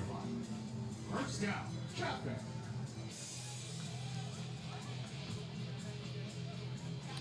New quarterback in for the Chapman Panthers. Quarterback AJ Perez in for the Panthers, and a big run here, breaking tackles left and right. Number 21 on the Chapman offense makes a statement here. Jake Foy, the junior running back out of Anaheim, California. Everyone's getting touches, especially in this run game. The play action, the run to the 50, another very nice run. there from Foye. Foyle with the carry.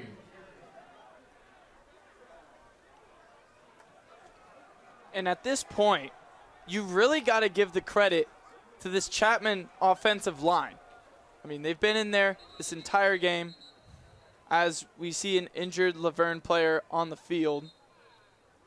But back to this Chapman offensive line, they've really opened up this run game for Chapman, making sure that they get an open lane on every single running play that they choose, and even on the passing plays as well, giving Pacheco and his backups time to read the field, read who's open, and make the right decision downfield.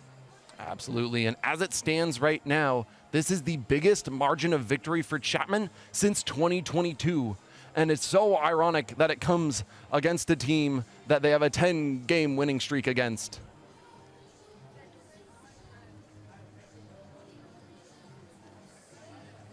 Chapman is 67-3 when scoring 40 or more. They are at 42 now. The comeback, very out of sight for Laverne. Now it's about how can you work out these younger players, these newer players, and get them in position to come in the big moments. Jake Foye's run is enough for Chapman. First down. Jake Foye, like we said, two nice runs to make some yardage here.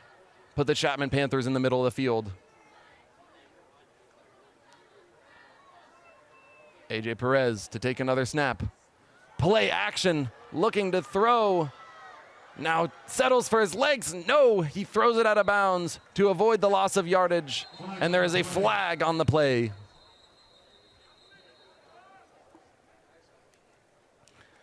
That Chapman offensive line has helped their team rack up 242 rushing yards and with an 8.3 average. An eligible receiver downfield, number 63, offense, 5-yard penalty. Repeat the down. An eligible man downfield there. It's also about avoiding silly penalties because those penalties do translate into real time in game. I don't know. I just think that the offensive lineman there really wanted to catch a touchdown. I mean, everyone on this Chapman team's catching a touchdown so far. Why not let the big guys in on the fun? If an offensive lineman catches a touchdown, I will buy you lunch. Nice run here. Settles for a down at the 50-yard line. Jake Foye on the carry. Jake Foye seeing the ball a lot here. All about working out these legs. Short game brings up second down.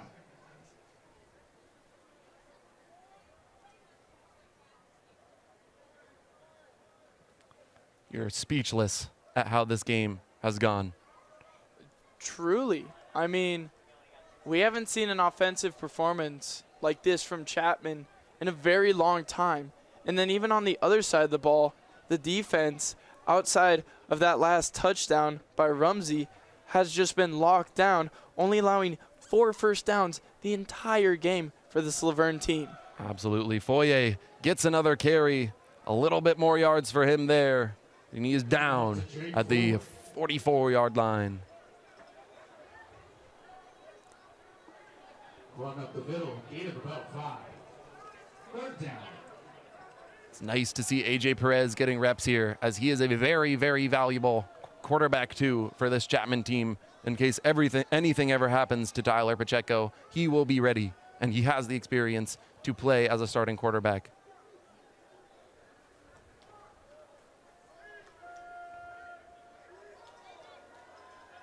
Shotgun snap here coming. One man in the backfield. A throw to number 11. Has an open lane. Running to the 30, 25, 20. And pulled out of bounds. A very nice play there. Putting the Chapman Panthers in the red zone. In a play that should have also had a flag on top of it because of this horse-collared tackle. I mean, it all depends on what the ref sees in this, but personally for me, if a shoulder pad is out after a tackle, I'd call that a horse collar. Yeah, Trevor Kenny with that risky move there that could have ended up in a flag, putting the Chapman Panthers closer to extending their biggest margin of victory since 2022.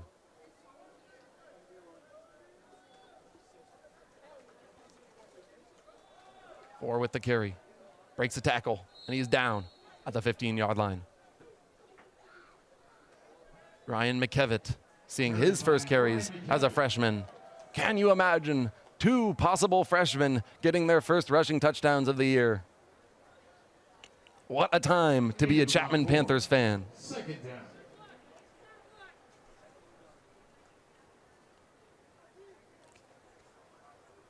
McKevitt still in that backfield, looking for an explosive run. Another run to him. Sees the lane, breaks a tackle, and a touchdown! Touchdown, Panthers. McKevitt, are you serious? The second freshman rushing touchdown of the game.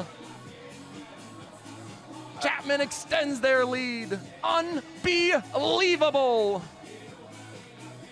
I don't think I've ever seen a game. Oh, as we get a flag on the field. But I don't think I've ever seen a game where we've had 4 different running backs in the game and all 4 get rushing touchdowns. And then you have your 2 starters that have 2 rushing touchdowns each. I mean, you have to build a 48-6 lead somehow. And most of the time it comes with your backs.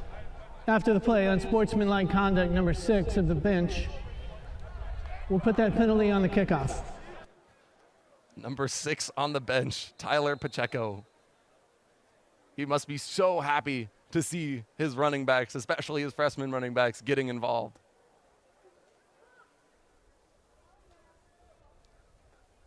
Extra point coming here. And it is through the uprights and good, giving Chapman a 49-6 lead here with 5 minutes left in the third. And back on that penalty on Tyler Pacheco, I understand if a coach gets mad at their starting quarterback for getting a little bit too hyped for their boys, but at the same time, you're the starting quarterback. You're the leader of this team, and the fact that you're out there hyping up your backup quarterback, the backup running back, the backup whatever position, that just shows the leadership qualities of Tyler Pacheco. I want to talk quickly about how Chapman has persevered in their previous SCIAC championship runs. In the 2013 season, they started 0-3, and in the 2017, they falled 0-2. In both those seasons, the Panthers turned it around to win SCIAC titles. It's just amazing to see the bounce back that happens when you start conference play, how the energy changes, and you've seen that from Chapman here in this 49-6 blowout. And you've also got to contribute that to the talent or how good of teams they play at the start of the year. I mean, they play the number 6 team in the nation, only lose by a touchdown, then play Linfield, who's another amazing team, and come up a little bit short in that one, but that just creates a lot of experience for their team against these high-quality teams. Jimmy Rumsey, a lot of room here, and he is stifled at the 40 to maybe around the 38. Curious to where they spot this ball. A nice second kick of the game by Benji Gamarnik, the backup punter and kicker, playing well so far.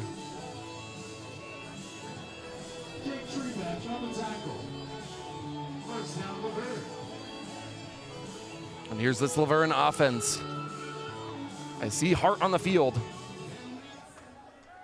Gonna keep trying to get him comfortable. Has thrown a touchdown today. We'll need more than that to prove that he is a worthy starter. Another deep ball. Jimmy Rumsey with the snag. A beautiful catch by Jimmy Rumsey to put Laverne in amazing position here. Oh my Jimmy Rumsey. What a catch jumps over the cornerback, catches the ball, brings it into the chest, goes down. I mean, could you ask for a better reception than that? It's great to see a connection between Hart and Rumsey. That connection will continue to be crucial as 7 finds room to run. Brought down at the 5-yard line. Backups having a good day today. And you love to see this for both sides. Getting these younger players in the game, getting them the experience that they'll use for years and years beyond to try to help these programs get to the next level. Taj Stevens-Wynn in the backfield. Going to get a carry there, but brought back down. No gain on the play.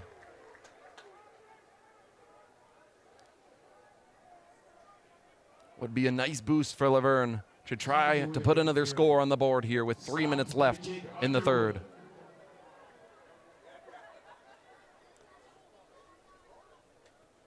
The beautiful catch by Jimmy Rumsey has brought Laverne into very nice position here. The question is, how can they finish?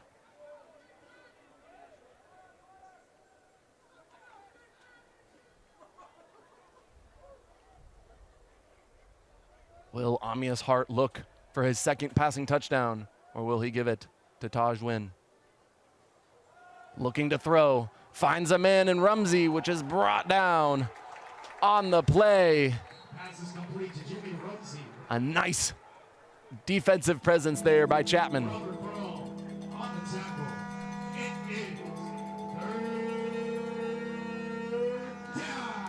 Third down here coming up. Laverne wants to get double-digit points here.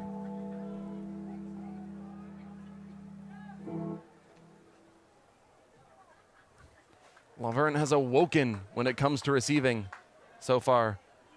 Nearly to the same amount of receiving yards as Chapman under Hart, who looks to throw once again, fighting for it in the corner. The one-handed grab by Jimmy Rumsey is not enough for a touchdown. And Laverne will either settle for a field goal or try on for fourth down for the first time in this game.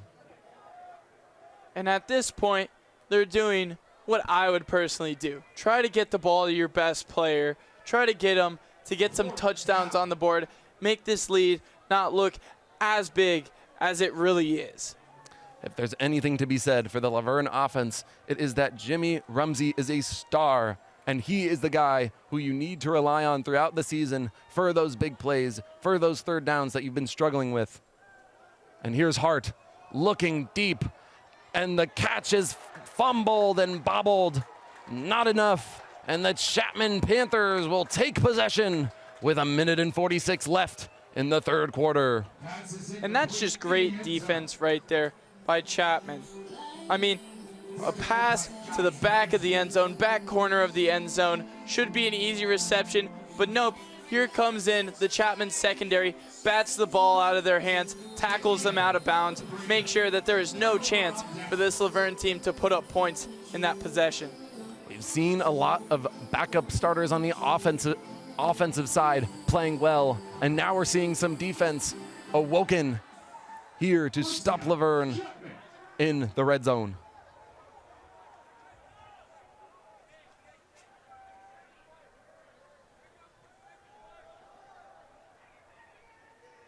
Nothing on that one there.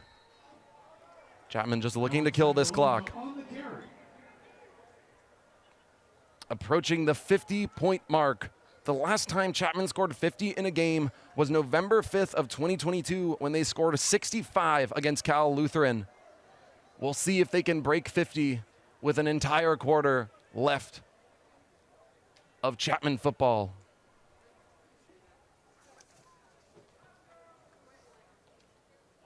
A new quarterback in for the Panthers, Eli Brandt, a freshman, looking to make a freshman presence here as the running back with a very short gain.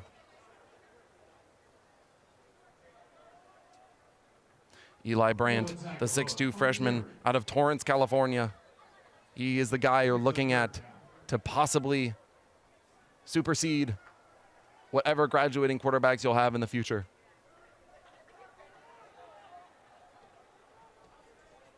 There's Taj Wynn in the backfield.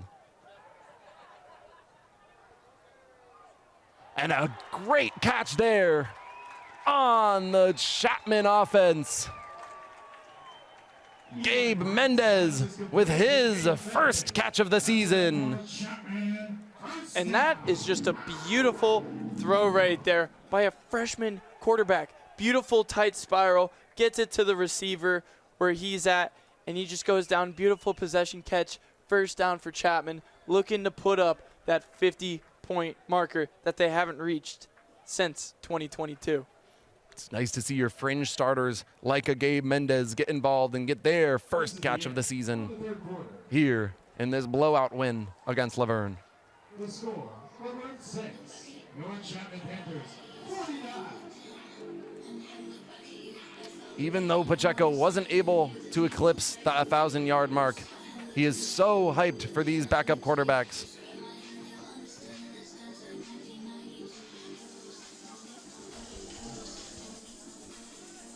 Let's hear from our sideline reporter, Nico Schwegler, for an update. Ben, fantastic matchup we have here in Orange with the Panthers leading by 43 at the end of 3 quarters. But let's go around the SCIAC, where the 2 other games still in continuation. CMS just took the lead over Pomona Pitzer 11-10 in the 3rd quarter. Still a minute left in that 3rd. They still got the 4th quarter fully left to play.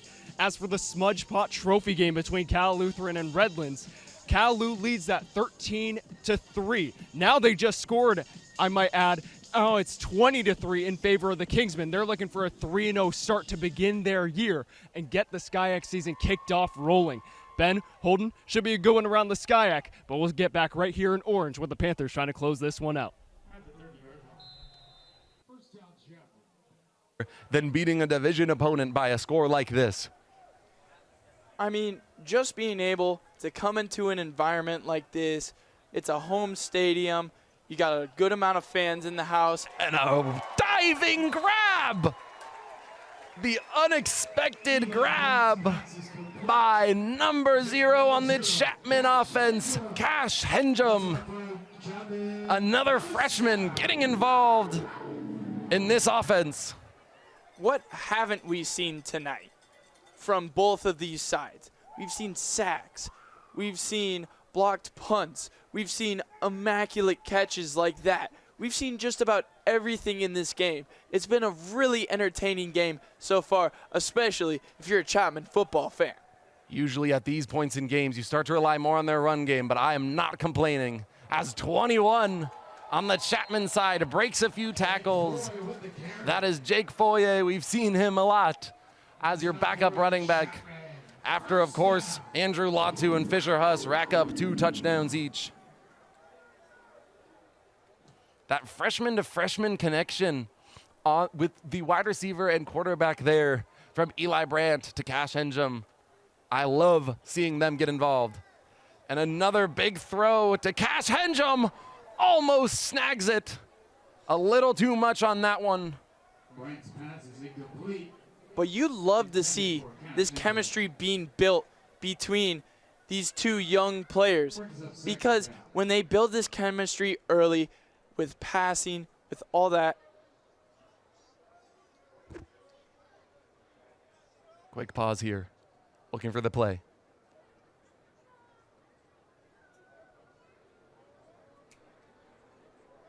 But back to these freshmen, I mean, they can carry this chemistry on for years and years beyond and keep this program as relevant as they are right now. Looking for the passing play. Chapman able to break some more tackles and dive to get back into red zone. Jake Foyer has seen his fair share of time on the field. Always good to have a running back that can both run and catch in this offense. And Chapman just trying to stay in bounds on each of the plays now, trying to run this clock down and finish this game as soon as possible. And they haven't really had to kick a field goal yet. So if we see a 4th down, could be expecting the field goal unit to come on and attempt their first field goal of the game. And a play fake, well-crafted play fake by Eli Brandt. Almost to the first down marker. And that's another really promising sight from this young quarterback, being able to read the play, being able to run the ball, find the open lanes, and get positive yardage for his offense.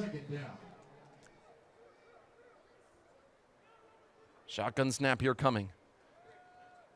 To the running back, who just gets met there right at the line. No doors opening for him.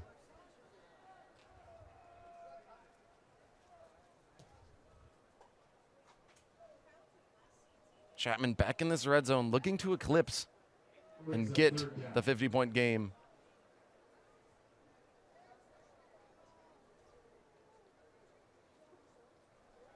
This makes you ponder, where are you going to see this offense next week and in the SCIAC championship if they make it that far? You want to see these same plays being ran, and almost a nice grab there by none other than Cash Henjum, the freshman wide receiver who we have called his name Plenty.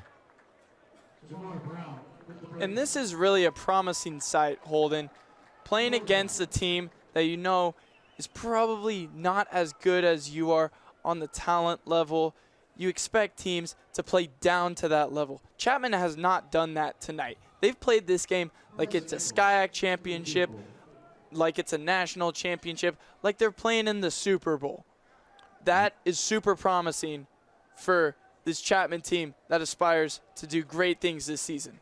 No quit, as the first field goal of the game is no good for Chapman. Not able to get the 50 points that they've been looking for. Still a lot of time on the clock, but that kick is no good.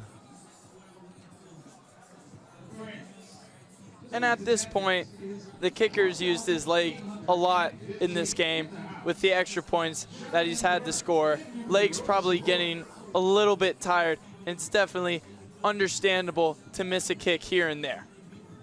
110%. And now we get to see the Laverne offense come back out, still rocking with heart.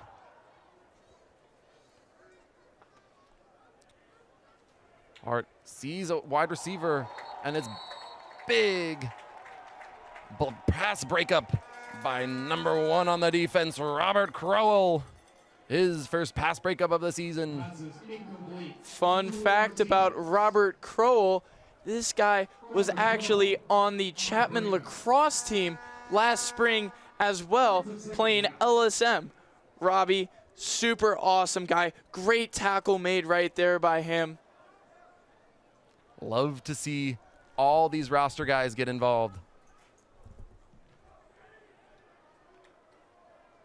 Everybody loves to have some stats to their name. As you see, the play fake there just delivers it to number 11 on the Laverne side, the big tight end, Julian Martinez. A nice push pass there by Hart. That will be a first down for Laverne. And a really interesting play right here, and a really smart play by this quarterback. He sees that nothing downfield is open, sees the running back come alongside him, just a nice little shovel pass to him, gets the first down, keeps this drive going, keeps the positive energy going for this Laverne team in this second half. Hart takes the shotgun snap, gives it to his running back, who fights for 4 yards on the play. Hart has thrown the ball 21 times in this game. We have not seen another quarterback come in for Laverne, and there is an injury on the field. Back to Hart. He has 143 yards and a touchdown with 3 sacks. Not bad numbers, but you have to keep in mind that he is playing a lot of fringe starters and backups in this defense. Another interesting part, too, to this game, Holden, we haven't seen a single turnover yet.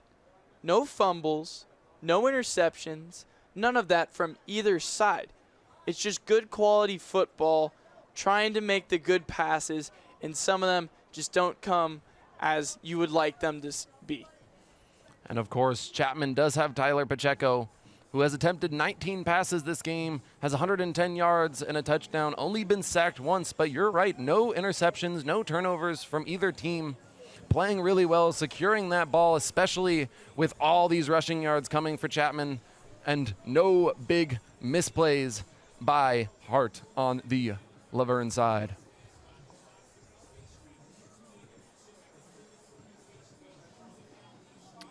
Timeout used here. 10 minutes and 31 seconds left on the clock. Second down with 8 to go.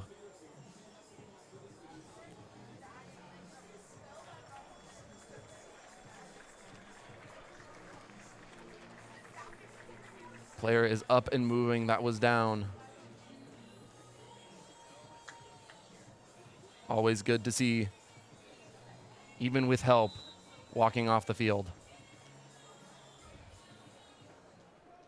Back to this Laverne offense, looking for another explosive play like Jimmy Rumsey's just a little while ago. And there's the run by Laverne, sniffed out by number 31 on the Chapman defense. A nice tackle there for a loss by R.J. Ketton. And just as we see fireworks in our background right now from Disney, there have been so many fireworks on this field as well from this defense. Getting tackles, getting into the backfield, just being super intimidating throughout this entire game. It's a good way I would describe this run game. Fireworks. Fireworks on all cylinders as you see another big pass coming off target towards the Chapman sideline. Was Hart. Hart's pass is incomplete. Intended for Jimmy Rumsey. Jimmy Rumsey still playing snaps here. You like to see him getting involved. And it is going to be 4th down, and it's looking like the punt unit is going to come on for Laverne. Another opportunity for Chapman to try to eclipse 50 points. Number 11, Eugene Miata, team to return.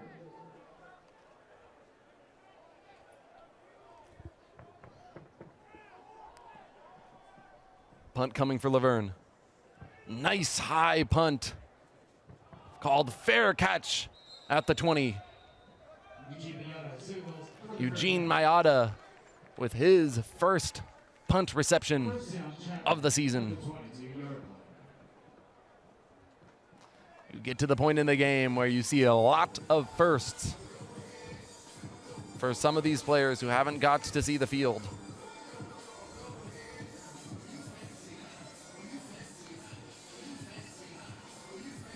And these are the type of games that you like to see as a Chapman head coach. You already won the game. You know you won the game after the first half, basically. And so you let the young guys get some burn time.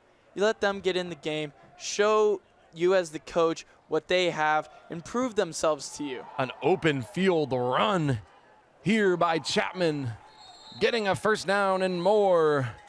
Ryan McEvitt on the carry.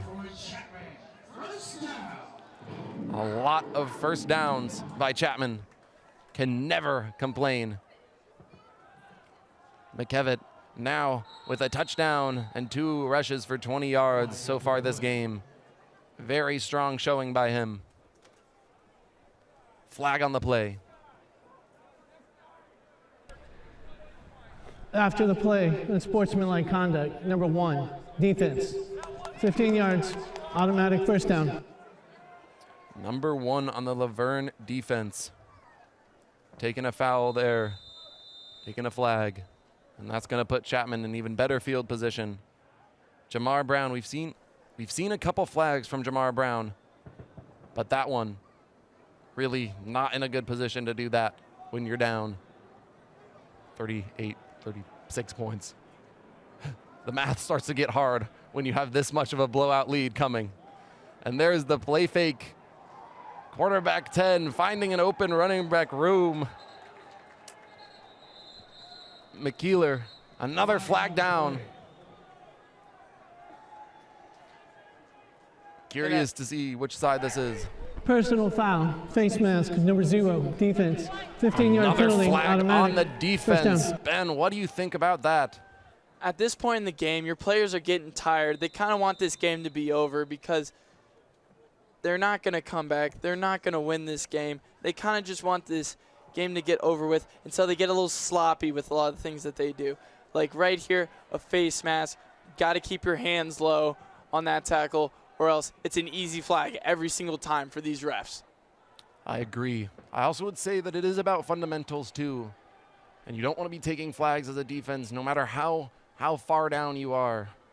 Another play action run here from the quarterback. Tries to stiff arm a man and he is out at the 14-yard line. And another flag down here. You have to hope it's not once again on the Verne defense.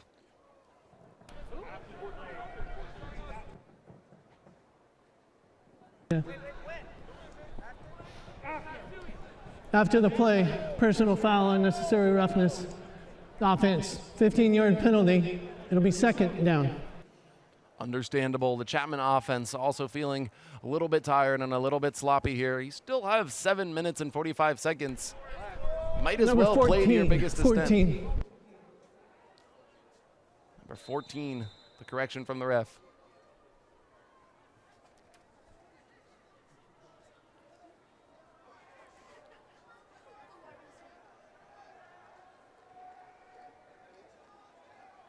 Another shotgun snap here coming for the freshman quarterback, Brady McKeeler. Gives it to his running back. Not able to get much on that one. McKevitt getting the carry there.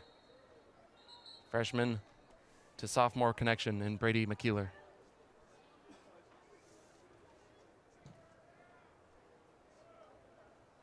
The down is 3. Third down. Third down. Even some of these spotters getting a little sloppy here. This game feels like it's been going on forever, considering that you haven't really seen too much offense in the second half. And Chapman just wanting to let their players celebrate after a really nice big win here at Wilson Field.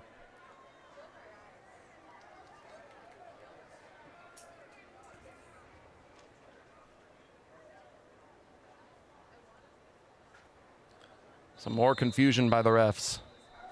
Trying to figure out what is going on with the down marker. Well, I think where the confusion was is it was called third down by the main ref, but the sideline is saying that it's still second down because of a penalty that happened before. And so there's just a lot of confusion going on the field right now, Holden, which makes sense. I mean, in a game like this, you're not really thinking too straight. You're just kind of wanting it to be done. You're just kind of wanting to go home, wrap up this game in the scorebooks. Yeah, absolutely. And yeah, that totally makes sense. You know, when you have a flag, that'll call back to your play. You do get another attempt at that play, so it does make sense why there is some confusion there.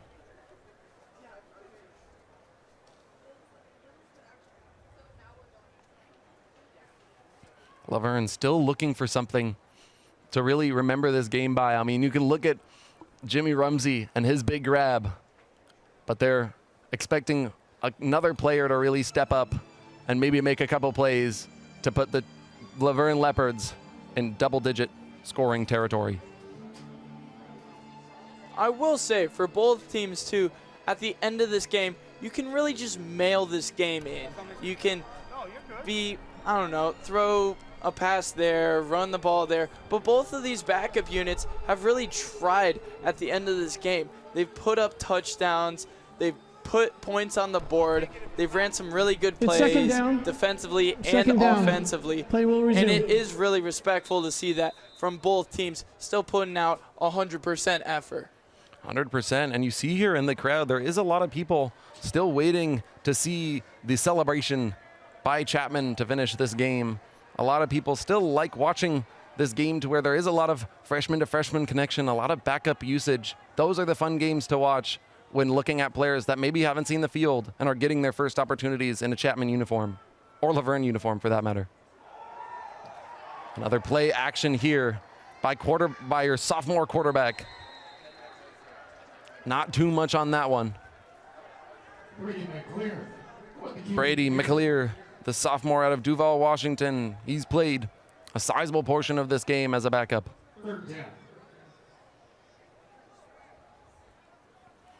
Be curious to see if they will try another field goal, if they make it a little bit farther, or if they'll go for it on 4th down after their first miss. And that's a great open field tackle right there by Laverne, waiting for that move and then meeting him to where he's at on the field. And a nice deflection there. What you've been wanting to see from these D linemen that have not been able to get to the inexperienced quarterback.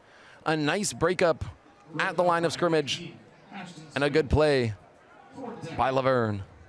And that's the 3rd blocked pass of this entire game so far. Both of these D lines have been playing really well when it comes to pass defense. Pass defense has been huge here. And that's why it seems as though we're trying out new passing strategies on both sides of the field to get some arm usage out of these quarterbacks. And a run here coming, breaking tackles. A nice move there by Noah Tagaloa, the freshman out of Santa Ana. That is a 1st down for Chapman. Timeout, injury. Timeout, injury.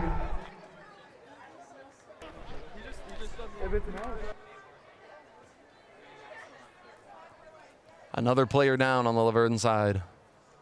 That's also another thing you want to worry about is when you overplay players, even backups, some of them aren't trained to withstand these injuries. And we're seeing a couple injuries on the Laverne side. And you just really hope that these players aren't straining themselves too much and using too much anger in their hits on that defensive side.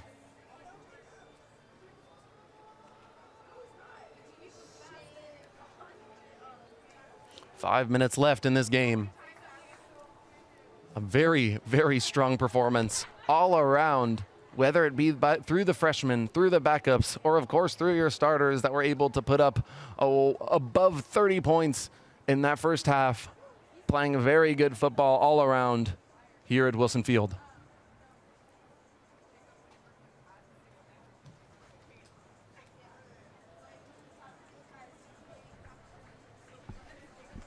Another timeout here.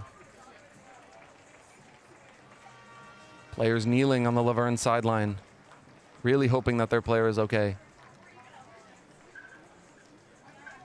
Seems like they were able to stand up at least and get assisted to the sideline. Now you just have to run. Run the ball, kill the clock, get that 5 minutes away, secure the win. First win of conference play. And Holden, while this game, we already know the outcome of it, it's going to be a Chapman win. There are multiple other games that are going on in the SCIAC right now that are really close and really matter on the playoffs of the SCIAC conference, especially this Pomona-Pitzer CMS game that's 11-7 right now with a few minutes left in the 4th, as now Pomona just scored another touchdown, putting the lead up 24-11. These are 2 teams that Chapman will face this year, and 2 teams that are really, really quality teams that are looking to win a SCIAC championship. Pomona looking to go back-to-back. CMS looking to win their first in a while. And Pomona is the score that you want to focus on, as we are in the same sub-conference with them, so we will end up playing them twice. And looking at their offensive scheme and their defensive scheme after this game is going to be crucial to the Chapman Panthers' success later on this season. As the running back goes down there, the freshman Logan Johnson seeing his first carries of the game. Gain of about 1. 3rd down. Chapman, like I've been saying, wants to eclipse that 50-point game to tie that 2022 game, the blowout win, 65. That is their goal.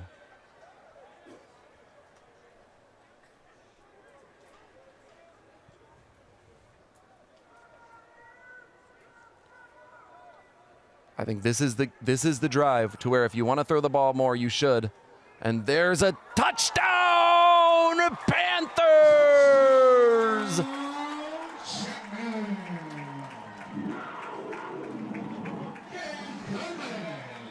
Can never rule out this Panthers offense from making a big play. Even with your sophomore quarterback, there is no reason to give up with 5 minutes left when you can have a historic game against a division rival. And Chapman has just done something that they haven't done in the past 3 seasons. They scored 50 in a game. Really impressive effort by this Chapman offense, and also this Chapman defense for getting the ball back to their offense a lot throughout this game. And guess what? Another freshman has scored their first touchdown. Gabe Gomez, the freshman out of Tacoma, Washington. Another touchdown by a freshman. This game has truly been all over the place with a lot of freshmen getting a lot of opportunities and lifelong memories as underclassmen. And this is just great for the program and their success in the future. Getting these freshmen on the field, getting them the reps, getting them to score, get touchdowns, kick PATs, run special teams. This is what coaches love, getting that experience for their younger players so that when they are these sophomores, juniors, and seniors, they can lead this team to successful seasons. We're wrapping up here with 3 minutes and 27 on the clock.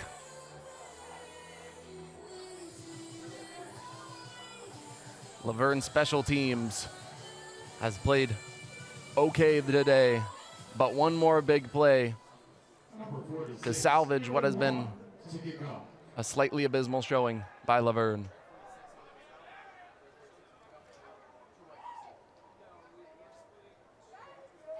Aaron Wong seeing his first action as a kicker. A nice kickoff here all the way to the 3-yard line. A lot of field to make up for Laverne. And he is stopped at the 23-yard line. A beautiful first kick by Long.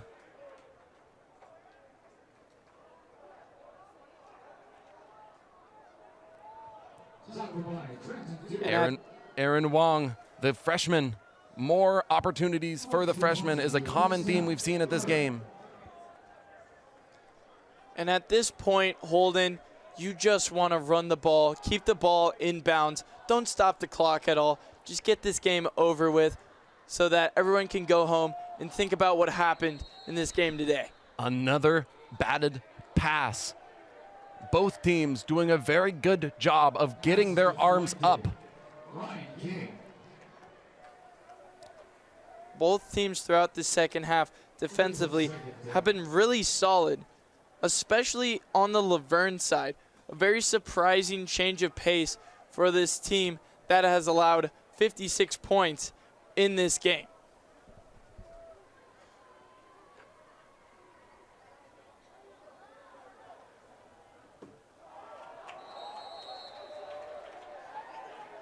And Holden, that is a 5th batted pass in this game right now. At this point, I feel like we're watching basketball with how many blocks we have so far. Exactly. I'm honestly speechless at how these defenses and offenses have activated here in the fourth. Lots of batted pass, lots of pass breakups. You can blame that on a quarterback play from backups, but you can also see these players are getting involved in new ways, and that's what you love to see out of your backups on both sides.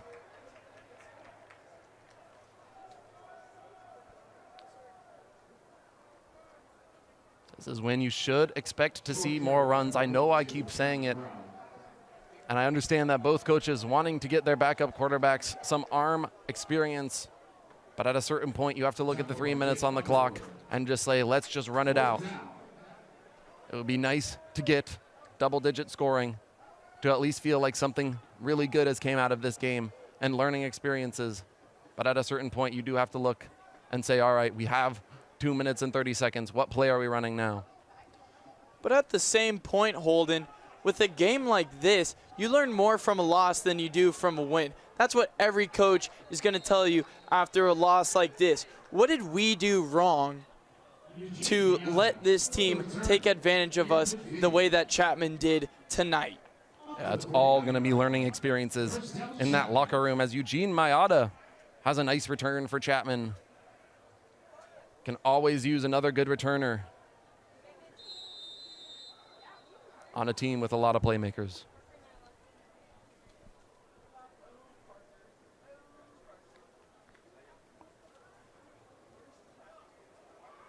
Here's this Chapman offense coming on once again. AJ Perez back in the game at quarterback. Want to get him some reps as a QB2. And hands it off. Breaking tackles and down at the 43-yard line. Jake Foye. Jake Foye and AJ Perez, we have seen a lot of them in this game, and they are those backups that you'll go to first when you have an injury. Sort of like how Emilio Pucci rose and got a starting job from being a backup. If you ever have an injury, you will rely on guys like AJ Perez and Foye. And it's great for them to get the experience that they're going to need in these years following this season, when these younger guys step up and take charge of this team alongside Coach Casey Shine, who we haven't mentioned much of this second half, but this is his first win as a head coach for Chapman. And what a win. What a win for his first win, to be winning by 50 points with 2 minutes left at the 2-minute warning in this game.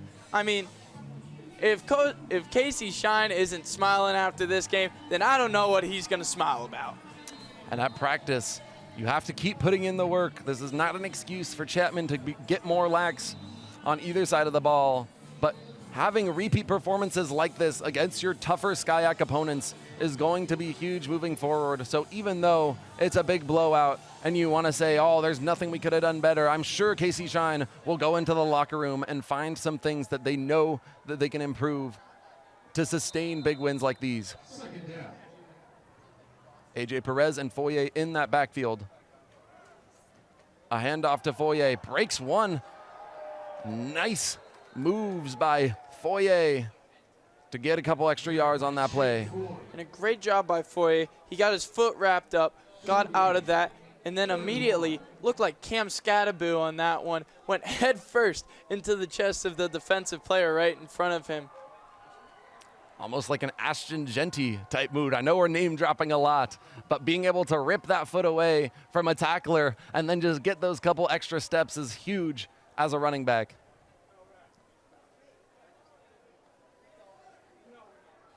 With 1 minute and 20 left on the clock. AJ Perez and the running back Foye swallowed up once again.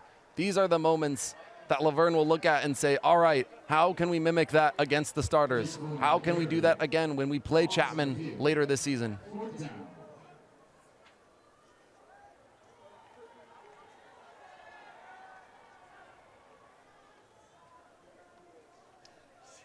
Chapman looking to the sideline to determine their next play.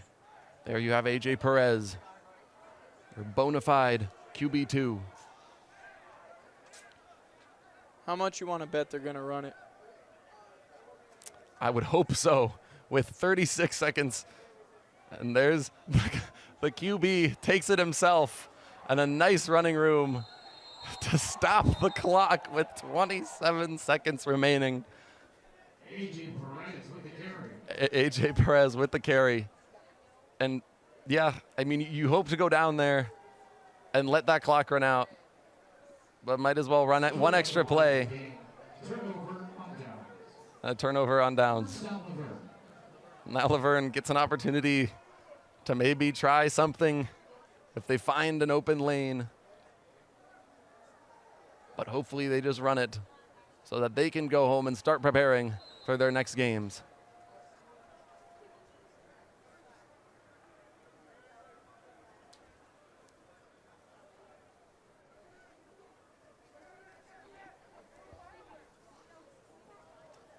There's your first play from Laverne on this drive, another snuffed run. But that should bring us to the end of the game. We're ticking down. Both teams have something to talk about in this locker room after this game. Whether that be how can they improve, how can they tighten up.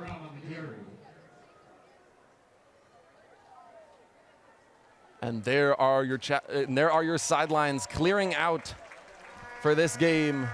Casey Shine with his first career win as the head coach of the Chapman Panthers. A masterclass for him to open conference play. The word to use is wow.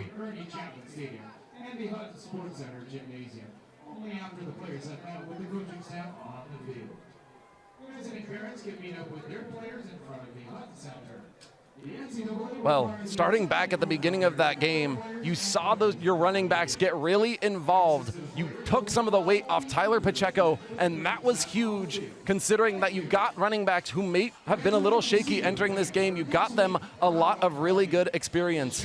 And you got them 2 touchdowns, only one of which Andrew Latu had a touchdown prior. So a very, very strong showing by those 2 running backs. Ben, keep elaborating on what else happened in this game.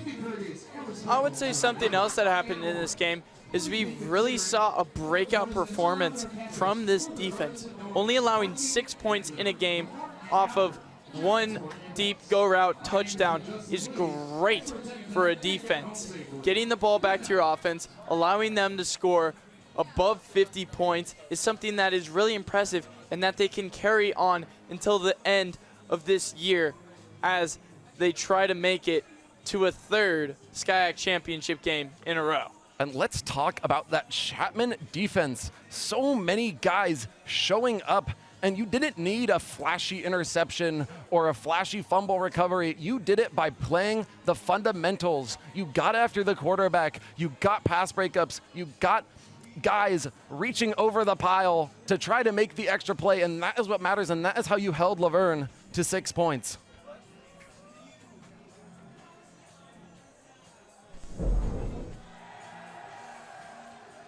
Now let's look at some highlights from this game to get a better picture of how it went, because man, there are plenty.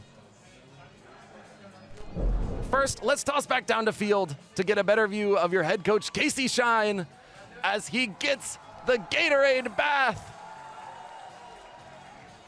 The Gatorade bath for Casey Shine, only to be expected as his first collegiate win is a 56-6 win against Laverne. And you can really see how much this team loves their new head coach. I mean, he's been here since 2012. He's been here at the highest of highs for this team, the lowest of lows for this team.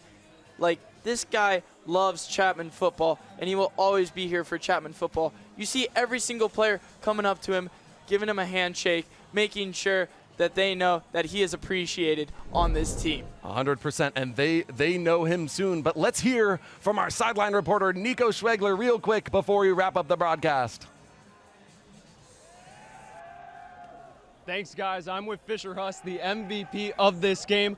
You only played in the first half and already racked up 113 yards, 2 touchdowns. What were you seeing in that first half, man? I mean, it was great work up front by all our guys. You know, everyone was competing hard. And, you know, all that hard work we put in really showed tonight, which was good. Absolutely. You had 125 career rushing yards entering today, 113 in that first half alone. What were you seeing out there from your O-line? I mean, I was seeing a whole lot of green grass, you know. They're opening up the hole. It felt great. I didn't know that, so, yeah, it felt good.